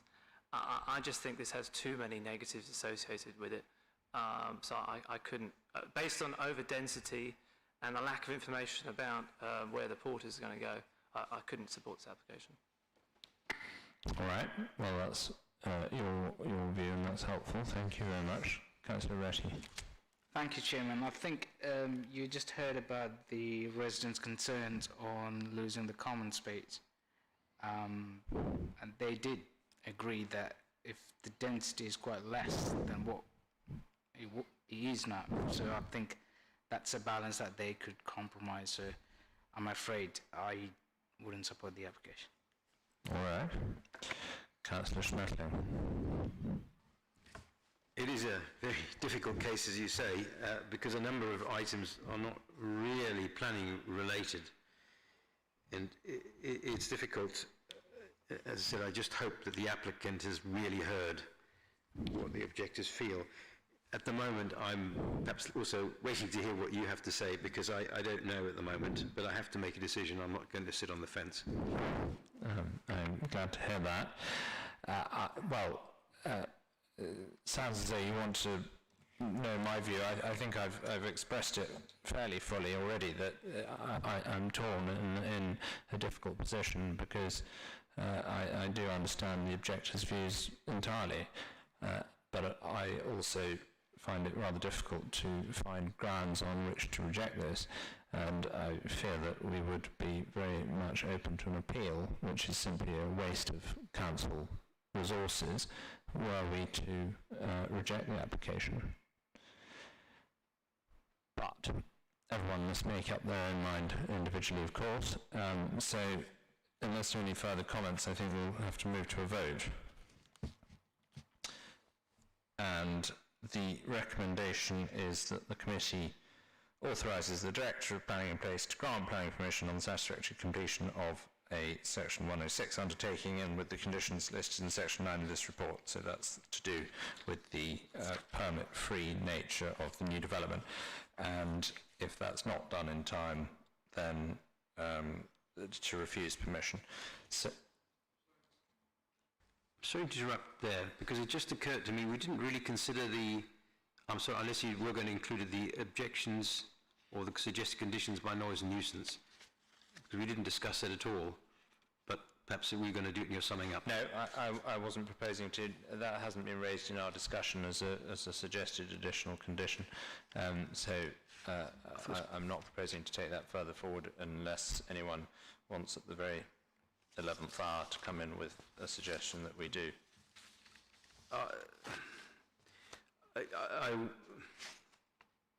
I think the environmental health officer's suggestion is very good, actually. Sorry to bring it at a late stage, but it was sitting in the paper, you know, and that's why I didn't look at it. And what's more, I would add to the suggested condition and test it, because he says there should be the planning consent will not apply unless the measures for noise are actually taken. And my suggestion would be to add the words "and tested." Because some of these measures may be installed, but they don't Refer work. back to officers for that, comments on that suggestion. I've temporarily lost the proposed... Yes, apologies if that was not made very clear within the addendum report, but it is recommended that those additional conditions are added to the list of conditions. So yes, we agree with the Environmental Health Officer and recommend that those two conditions are added.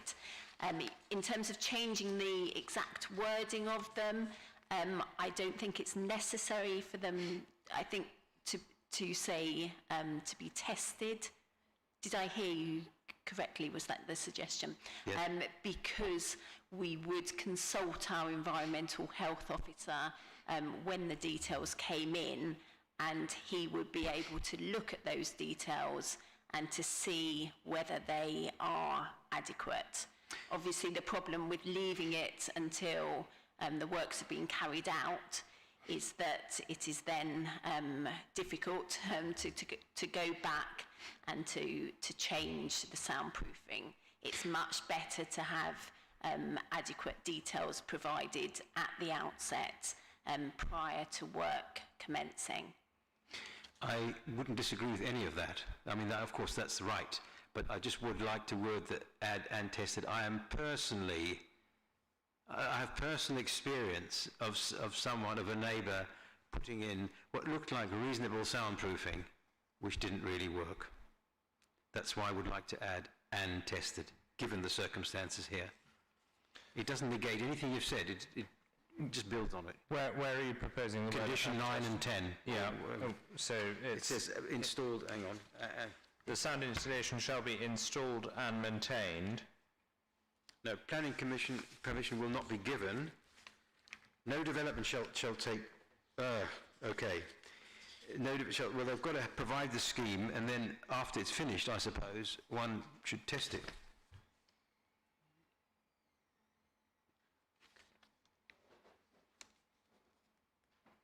So I think you're suggesting tested in has been submitted to and approved. Yes, and then in writing and tested. When the work's been done, obviously you can't test it when the work hasn't been done yet. But the condition is to submit some soundproofing, which is then approved, if you like, or checked by the council. But we don't know if it'll really work until it's in situ. I think approved in writing by the local planning authority encompasses everything to do with making sure that it's satisfactory. After it's done, after it's been installed. Yeah. Okay. After the development's finished and one can test it. No, prior to. Yeah, right? I don't know how you can check it, how you can test it if it's not in situ. As I said, I have experienced it where it wasn't council approved, it was just somebody who did it on his own bat when he was doing some refurbishment, put in what looked like good insulation. Didn't really work. And I've done it in my own flat as well.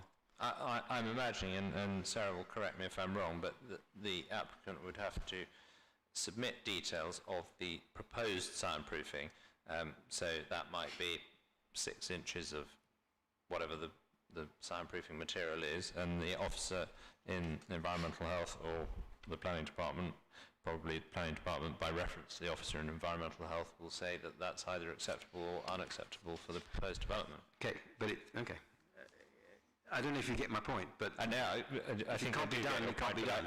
I'm not sure we can sort of set up a laboratory and start testing. It's not a laboratory. You just install it and then make some noise and see if you can hear it next door. I mean, it doesn't require any great science. I think these conditions have standard wording for a reason. I think approved in writing is sufficiently wide to cover if the environmental health officer wants to go around and make some noise. Okay, I guess they can always report problems afterwards. No, I mean it's a helpful suggestion, and I'm sure the discussion has been minuted, and that if we get to that stage, then that will be looked at very carefully. But thank you for raising it. So it was in fact my mistake. The committee, the recommendation is that the committee authorises the Director of Planning in place to grant planning permission on the satisfactory completion of an undertaking or agreement to secure the matters in section 7 of this report, that's the section 106 undertaking, and with the conditions listed in section 9 of this report and the additional 2 conditions from the addendum. That is what we are voting upon. So could I please see from Councillor Schmetterling, how do you vote? I think I have to vote for. Councillor Woodger. Against. Councillor Oretti. Against. Right. Well, somewhat reluctantly, I am going to vote in favour of the recommendation because I believe it's the correct thing to do in planning terms. It's very unfortunate for those objectors living in the building, but I hope all the measures that are proposed in the application and the conditions will go some significant way to mitigating the ill effects. I should add that because I'm the chairman, I have the casting vote, and so planning permission will be granted on that basis. And I would just refer you to our various teams who deal with noise and nuisance, and so if you have any problems during the build process, that can be managed via those teams. So planning permission is granted for that. Thank you very much. We now move to Ladbroke Gardens.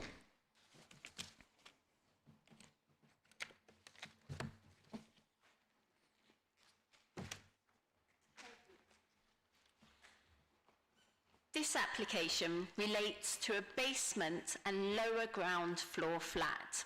It is located within a mid-terrace building, a listed building, which is located on the north side of Ladbroke Gardens. The application is for listed building consent only, mainly for internal alterations. Some works have already been carried out, and other works are proposed, and this includes some remedial works. The Council's Conservation and Design Officer has considered the full details of the application and has worked together with the Council's Enforcement Officer. This is the basement floor plan. I should point out that some of the works shown on this basement floor plan have already been approved under other consents. So the rear extension, which you can see here, has already been approved under a previous consent. Landscaping details are also shown on the drawing for the rear garden. These details do not accord with the previously approved drawings for the rear extension. And for this reason, a condition 2, is recommended to require further details of these. The application also includes proposed replacement windows, which are proposed to the front basement light well. Damp proofing measures have been carried out within the flat, and the application includes remedial measures to remedy this work that has been done already. Moving to the lower ground floor plan. Again, picking up some of the elements that are proposed within this application. There is proposed structural strengthening of the floor structure, a new timber stair and pipework to the rear.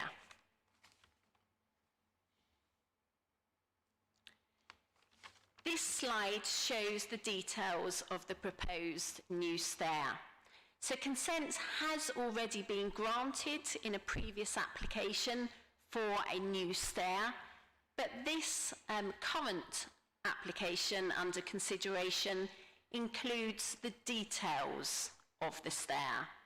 It would be a simple form and would be constructed in timber. Its detailing would be appropriate for its location at lower ground and basement level. This slide shows the details of the new windows to the front basement light well. You will see the photographs at the bottom of the slide, which shows the previous windows, which were modern windows.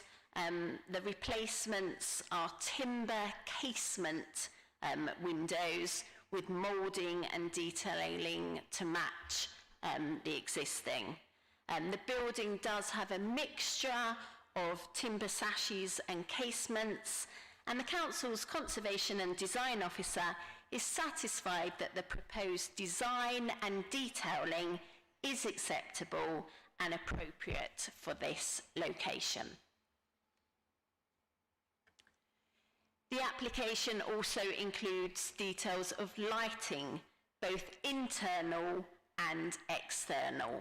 Internally, the fittings are surface mounted, which is acceptable.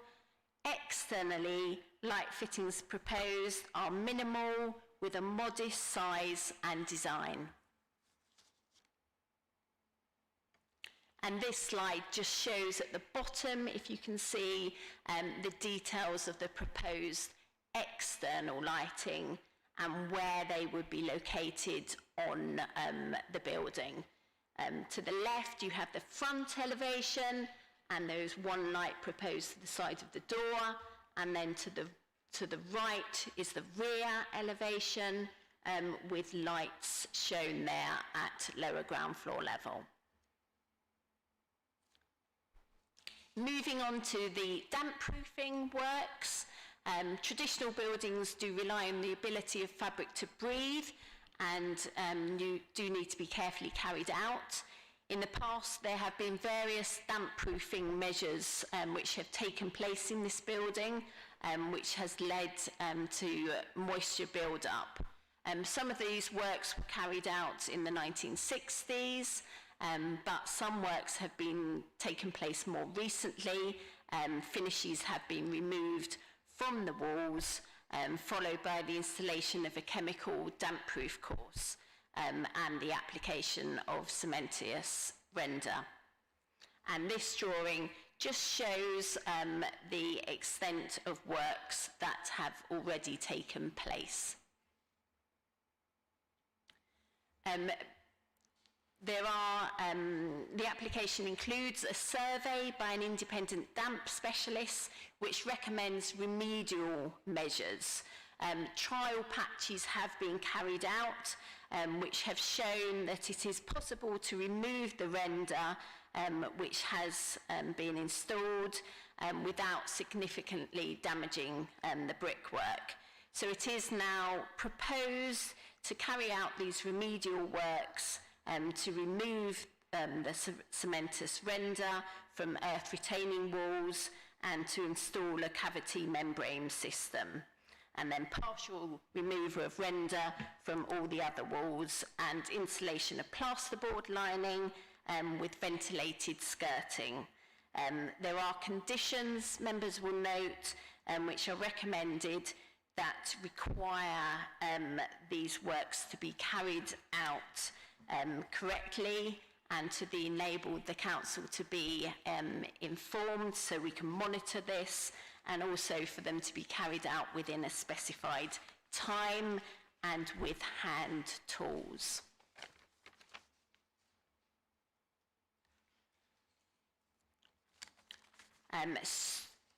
Strengthening work has also taken place at the property. Timber lintels above the front opening have been replaced with concrete lintels, which to improve structural stability, and works have also taken place which involved adding structural joists but retaining the existing original joists, and the new ones were added alongside those. Finally, is the slide here which just shows the alterations to the pipework to the rear of the property. I've included some photographs which are also in your pack. They show these photos were taken in 2020. They show the removal of the render for the application of waterproof render. They also show strengthening works that were undertaken. You'll note that one photograph shows an existing plasterboard ceiling, which was replaced with a new plasterboard ceiling. It also shows some of the modern joists beneath that modern ceiling. So this application seeks to approve work where it is acceptable and to ensure through the use of conditions that any remedial work is monitored and completed. Subject to these conditions, the works would ensure that the special interest of this listed building is preserved, and this application is therefore recommended for approval. Thank you very much indeed. Now we have two objectors registered to speak on this application, and the applicant and her agent also registered to speak in favour. So, as previously, the objectors have 3 minutes between them to explain why they're opposed to the application.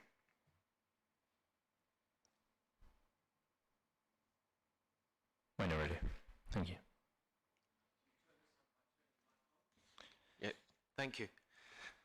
I'm speaking on behalf of neighbours to this application site, both above and adjacent. Reasons for the resubmission of the listed building application previously approved were some minor alterations to the previous approved schemes in terms of layout and detail, but mostly required due to works undertaken relating to the fabric of the listed building that did not have approval and have caused damages to the flats above and the side, which is why the enforcement team were called in. A number of consultants have recently provided input, and the applicant has undertaken some approved testing to verify that certain remedial works are in fact possible without causing further undue damage or harm to the listed building fabric. We note that there's been no sharing of the results of the patch testing with any of the stakeholders or party wall surveyors.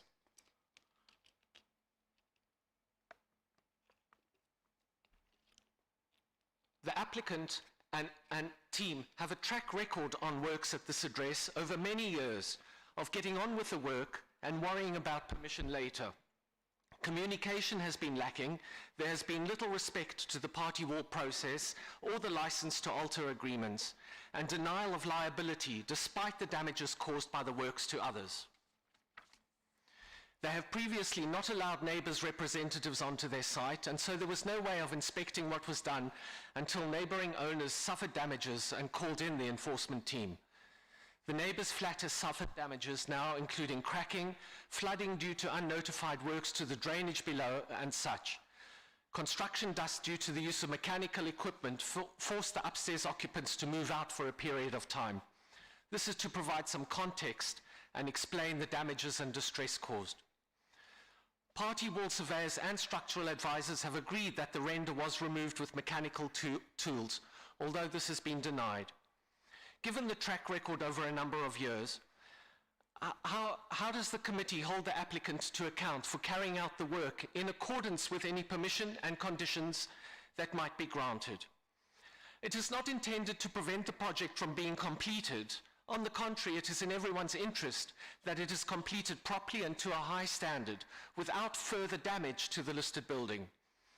It's really important that a way is found to ensure that the works are properly undertaken and with respect to other stakeholders in the building, the Ladbroke Association. There are party wall awards in place, but surveyors were not permitted to access to inspect the site for a number of months when works were taking place. We reviewed the original application for this in detail, and this report was included in original objection to this application. I'm afraid your time is up, sir. Thank you very much for the points you've made, which were very helpful. We now move to Ms. Cassin and Dr. Lee.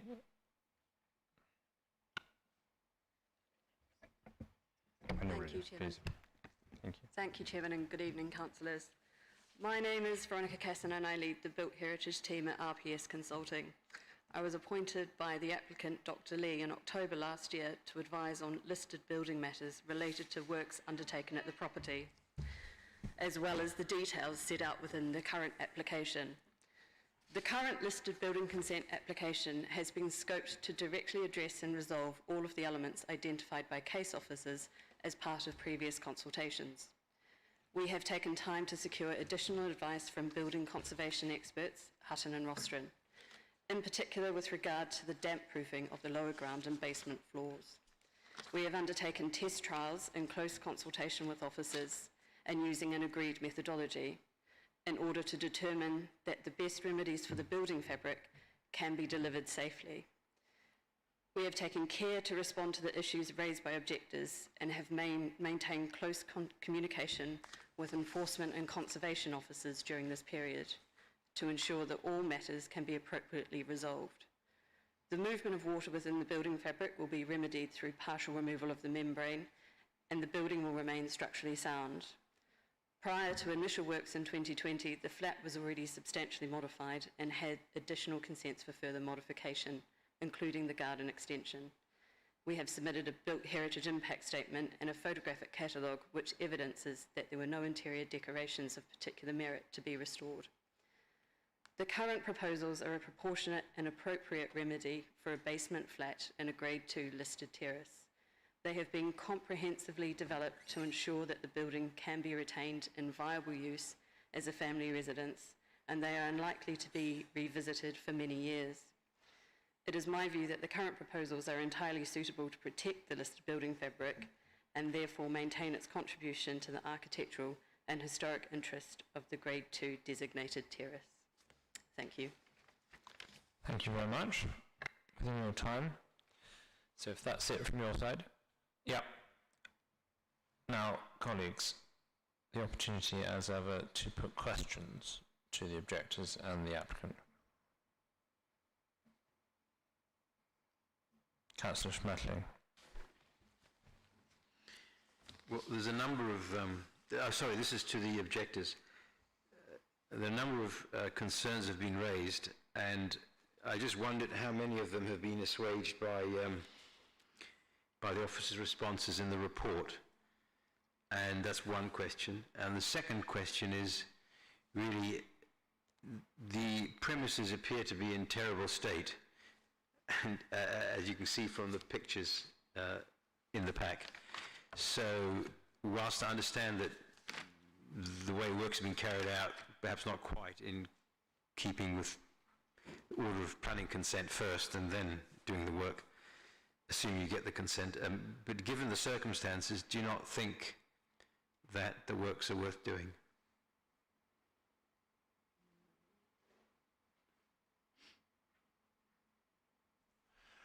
I believe everybody wants the project to be finished properly.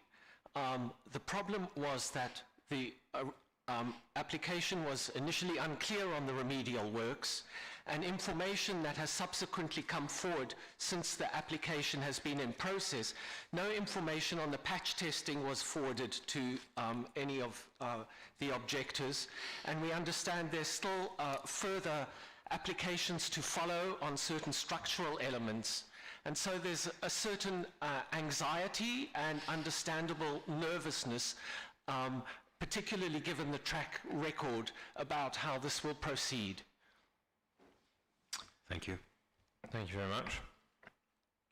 Well, I share the objectors' anxiety generally about the case, because it's one of those sort of cold towel cases where it's pretty complicated, and it's certainly unfortunate that things were not done in the correct order, but that's not really something we're meant to consider.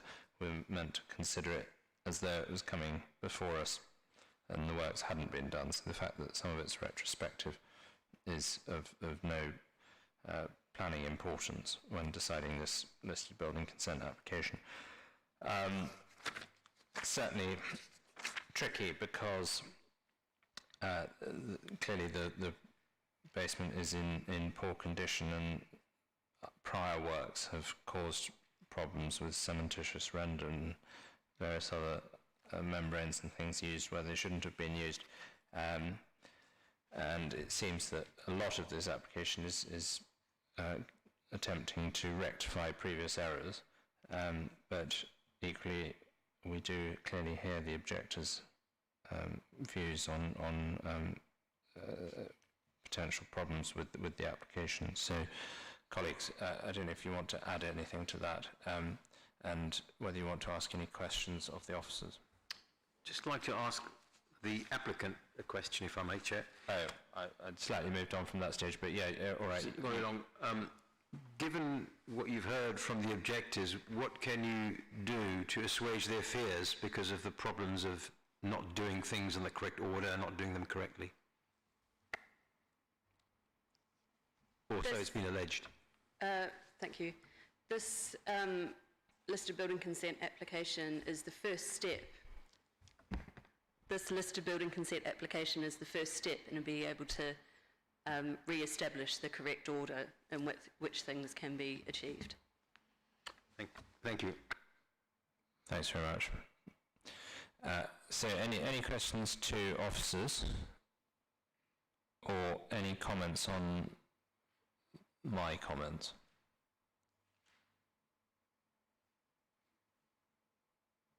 No. All right. Well, seems that we should move to a vote. And the recommendation is that the committee grants listed building consent with the conditions listed in section 8 of this report. Could I see first from Councillor Retty, please? In favour, Chair. Thank you. Councillor Woodger. In favour, Chair. Councillor Schmetling. In favour. And I'm also in favour. So listed building consents granted on that basis. Thank you. Chair, can we have a break? A very short break of about 2 or 3 minutes. We'll start again at... Let's be realistic about this. We've got to go out, so 5 or 10 minutes, I think. There's no chance of 10 minutes. 8:35. We will start again.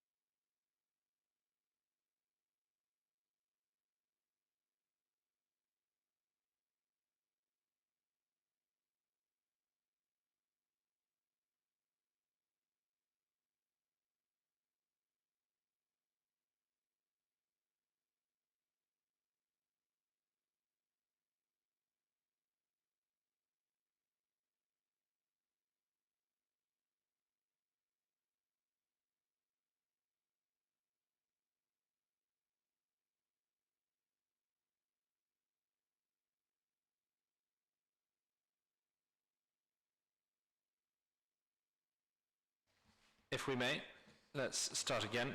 Thank you very much for that, and we now move to Abbotsbury House. No registered speakers, so presentation please.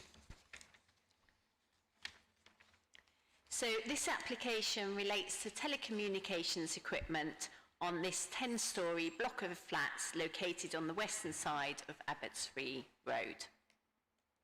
The proposed equipment includes a meter cabinet to be located adjacent to 2 existing cabinets on the pavement. At roof level, the proposed equipment includes 3 face-mounted antennae, 1 on each elevation, 3 cabinets at roof level, and 1 dish of 300 millimetres located on the existing plant room.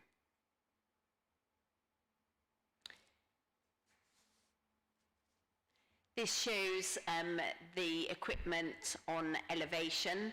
You can see the cabinets against the backdrop of the existing rooftop plant room and the proposed antennae on section here, which shows the projection, and also face mounted with the red circle around it here.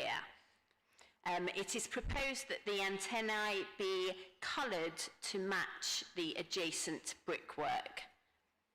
The antennae do need to be mounted on the building itself rather than on the roof plant so that they can operate without obstacles. This is the proposed north-east elevation fronting Abbotsbury Road.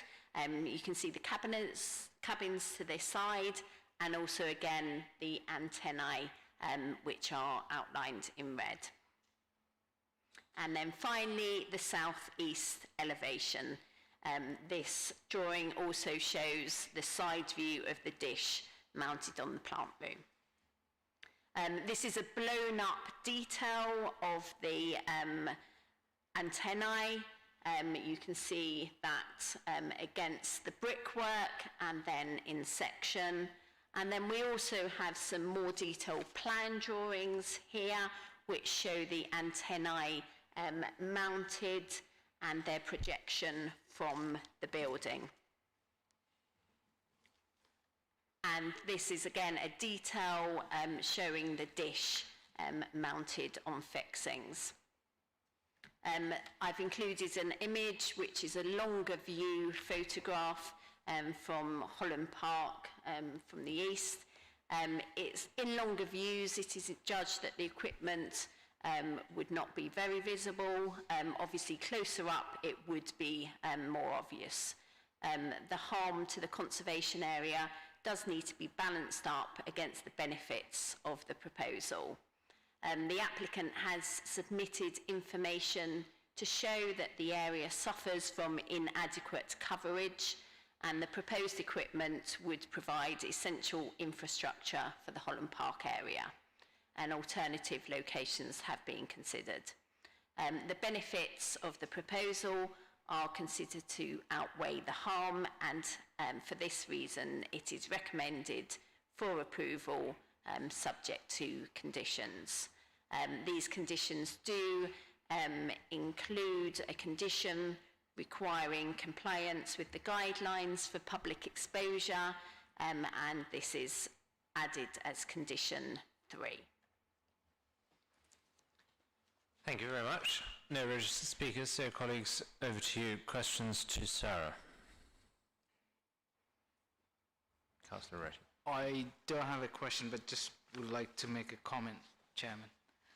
On 16th of March, I was one of the objectors at Selby Court for the similar antenna installation by Walden Telecom.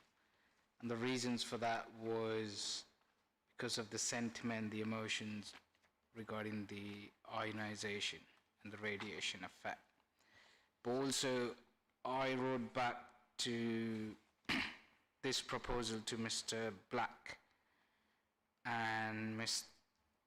Black about to have a meeting so that we could sort of manage this residents' expectations so that the nearby building, which is the Hilton Hotel on Holland Park Avenue, could have more antennas than the Abbotsbury Road, which is about, I believe, about 50 meters on a aerial basis, which would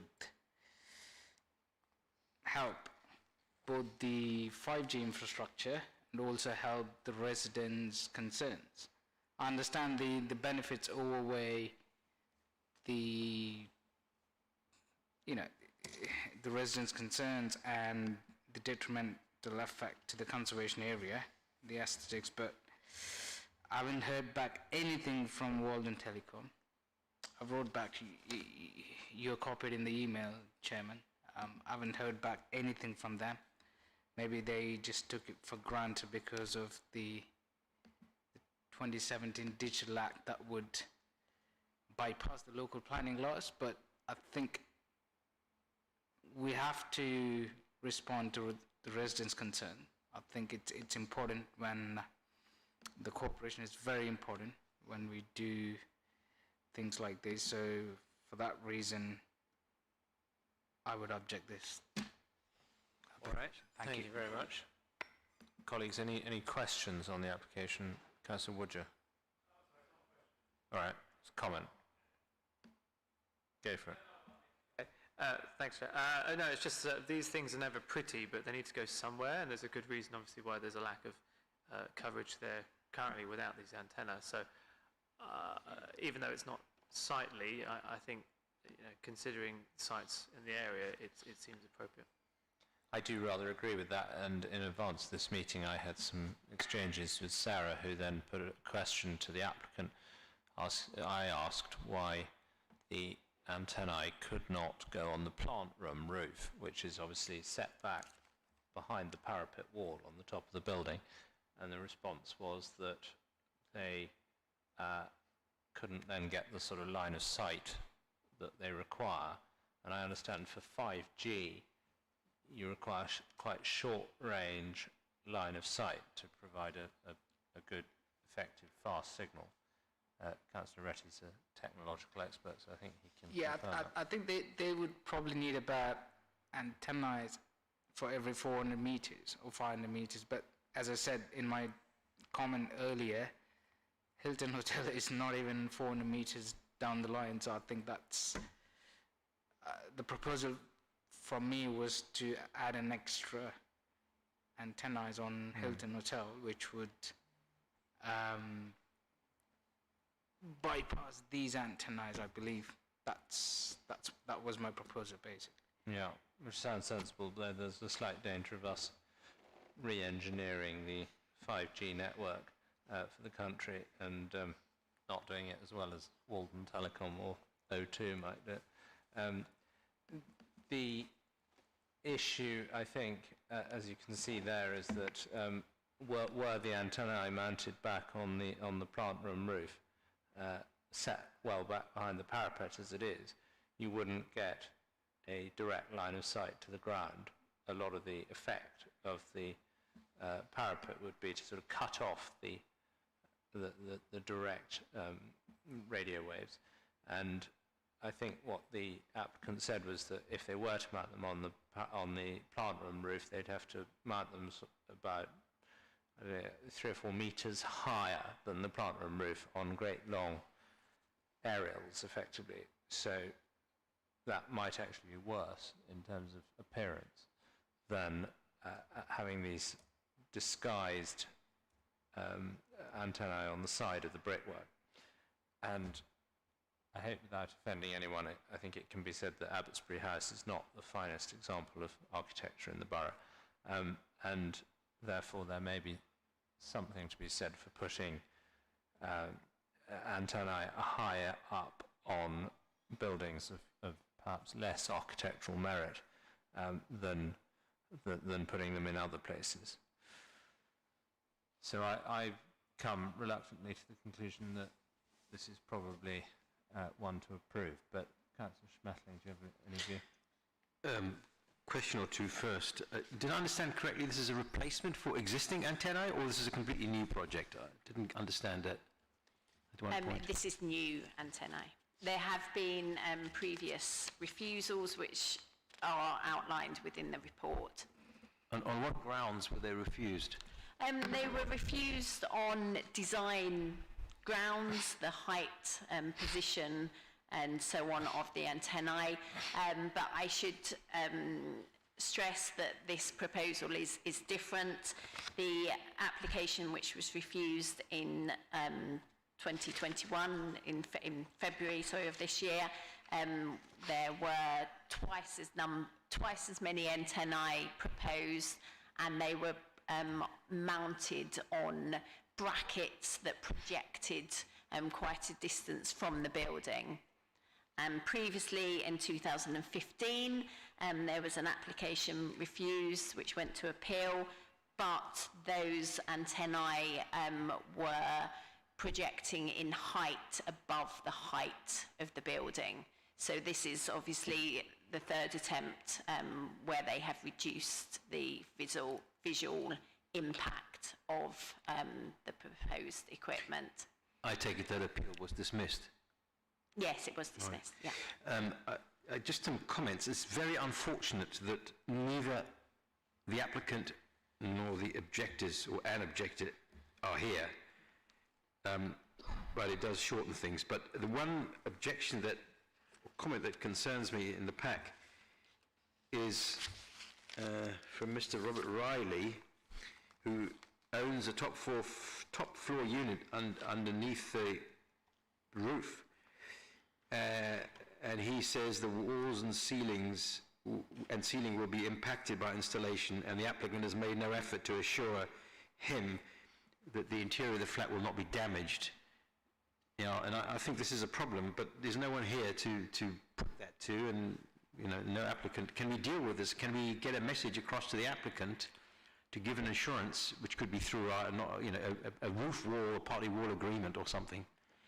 We could put an informative along those lines that the applicant is advised to liaise with the occupier, owner of the upper floor flat. That's something that we could do. That sounds like a good way forward, thank you. I would like to just comment, I would say it to the objectors or ask them, but they're not here, but this business of the health risks, and I know about this group of EMF scientists referenced, but if you look at the frequencies of 5G, they're all much lower than ionizing radiation. I know there's a question about non-ionizing radiation, but we've been living in radio and television waves for 100 years. Well, mass television is just under 100 years, and radio is over 100 years. So, and none of us appear to have been damaged by it. So I would just like to assuage people's concerns that there isn't really any evidence that it'll do you in or do your brain in. And I think that's it. And there's a concern by one of the residents, Ms. Jutta Gangstedt in Abbotsbury House, about risks of hacking. I'm not sure what she means, but if she thinks it's to do with breaking into her email account or something, that wouldn't happen. And 5G does bring a lot of benefits because it speeds things up enormously. It's a huge increase. So that's what I wanted to say, really. Thank you very much. All right. Well, colleagues, unless there are any further questions, should we move to a vote? And the recommendation is that the committee grants planning permission with the conditions listed in section 8 of this report, plus Councillor Schmetterling's informative. In favour. I beg your pardon? Sorry, did you want to say something? Sorry, did I interrupt you? Sorry, I said in favour. In favour. Okay, there we are. We've started that process. In favour, Chair. Councillor Retty. Refuse, Chair. I'm in favour. So that's 3 in favour, 1 against. And planning permission is granted on that basis. So we move now to Redfield Lane. All right. Thank you. So the application site is located on Redfield Lane and comprises a 3-storey single residential dwelling. The property is the pink painted building you can see on the images on this slide. Planning permission was granted in October 2018 for the creation of a basement, and attached to this extant planning permission, condition 4 required the submission of a final CTMP prior to the commencement of development. This application relates only to the details of this CTMP. This slide shows the proposed route for construction and delivery vehicles, turning south from Cromwell Road onto Earls Court Road, turning left into Kenway Road and onto Redfield Lane, a one-way street, and exiting back onto Earls Court Road. This slide shows the proposed site setup and deliveries and collections. There are double yellow lines to the front of the building, and narrow vehicles would pull up directly in front, entering into the building with a maximum dwell time of 20 minutes. The officer recommendation is to approve the final CTMP as required by Condition 4. Thank you. Thank you very much. Colleagues, any questions? Councillor Schmetterling. I have a question about comment number 3, planning and enforcement environmental health concerns, because they seem to have allegedly started work before they were supposed to, and there's a planning enforcement environmental health matter, and I know it has to be reviewed separately, but I'd like to know what the status is and what action has been taken, because, you know, it's not very good to read this. Unfortunately, nobody asked, from the field. Yeah, I'm not sure exactly what works have to be done, whether it's works that are related to this permission or it's just general works at the site. But obviously, it is a pre-commencement condition, so we could put an informative on any permission to advise them that they cannot implement this permission until all pre-commencement conditions have been discharged. Sorry, could you say that last bit again? Sorry, so I'm not aware whether the reference that's made to the works are actually tied to this permission or not. If they are, then obviously that's not something that they should be doing, because they need to approve this condition and all pre-commencement conditions prior to commencement of development. It could just be general works that are going on at the site, but I was suggesting that we could put an informative on any decision, if the recommendation is to approve, to advise them once again of the requirement to discharge all their pre-commencement conditions prior to implementing this permission. There's also the concern that Mr. Danny Ramal of 8 Redfield Lane expressed, and he said work started without any protection around it, which suggests pollution. This sort of thing really shouldn't be going on, especially in these narrow streets. Appreciated, yeah. As I said, I'm not exactly sure of the works that are ongoing at the site. All I can suggest is an informative again to remind them of their requirements in terms of the pre-commencement conditions and the Council's Code of Construction. Okay, thank you. But sorry, can we not approve subject to, can we just hold it up subject to them doing something? Then they can get approval. This is what I'm not sure about. What measure do we have to force them to stop work until they've done what they're supposed to do? I can follow up with our enforcement team to see the exact extent of the works that are going on site, whether it is actually tied to this permission. If that's the case, then obviously that would be an enforcement matter which we could take up with them, because they do require disapproval of their pre-commencement conditions prior to implementation. Okay, thank you. So, are you suggesting, Councillor Schmetterling, that we shouldn't vote on this evening? Is that what you're Actually, that sounds like quite a good suggestion.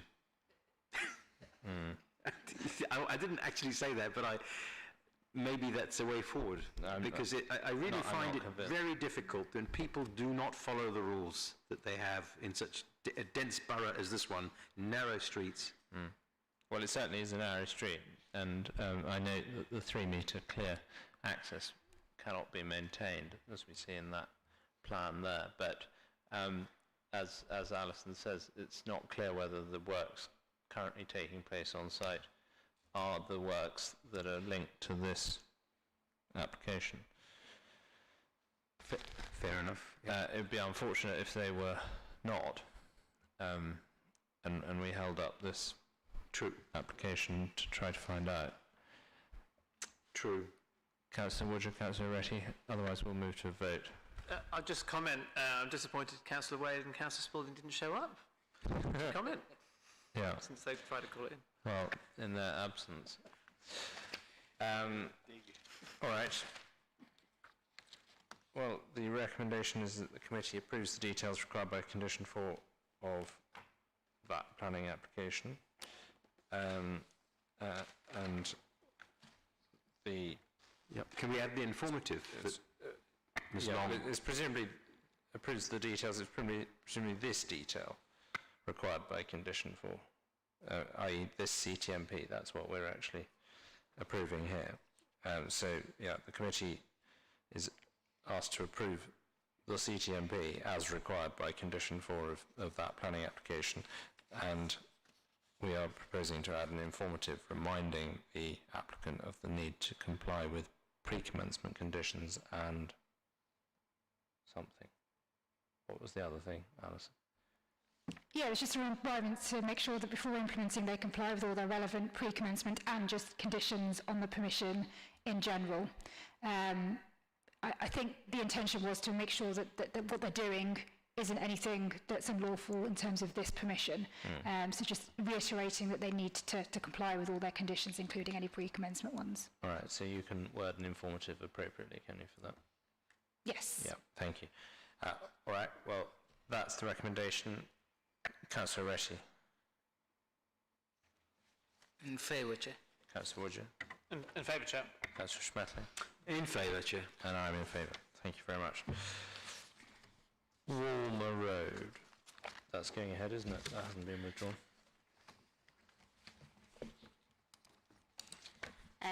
Yes, this application relates to a two-storey council-owned building containing residential flats located on the western side of Walmer Road.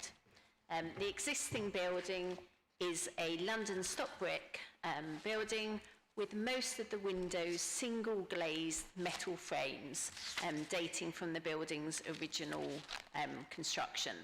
Some of these windows have been replaced with modern windows, including UPVC windows. You can see that an example of those within the bottom corner of the slide. The proposal is to replace all the windows on the building with UPVC framed windows. The windows would have the same configuration of glazing bars as the existing windows would be finished in white. The glazing bars would be slightly thicker than the existing window glazing bars. You can see there the elevation showing existing and proposed, and the west elevation there.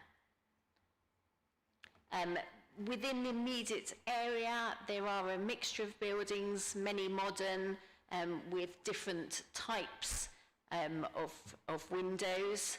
And within this mixed context, outside a conservation area, the proposed UPVC windows are considered acceptable, and the application is therefore recommended for approval.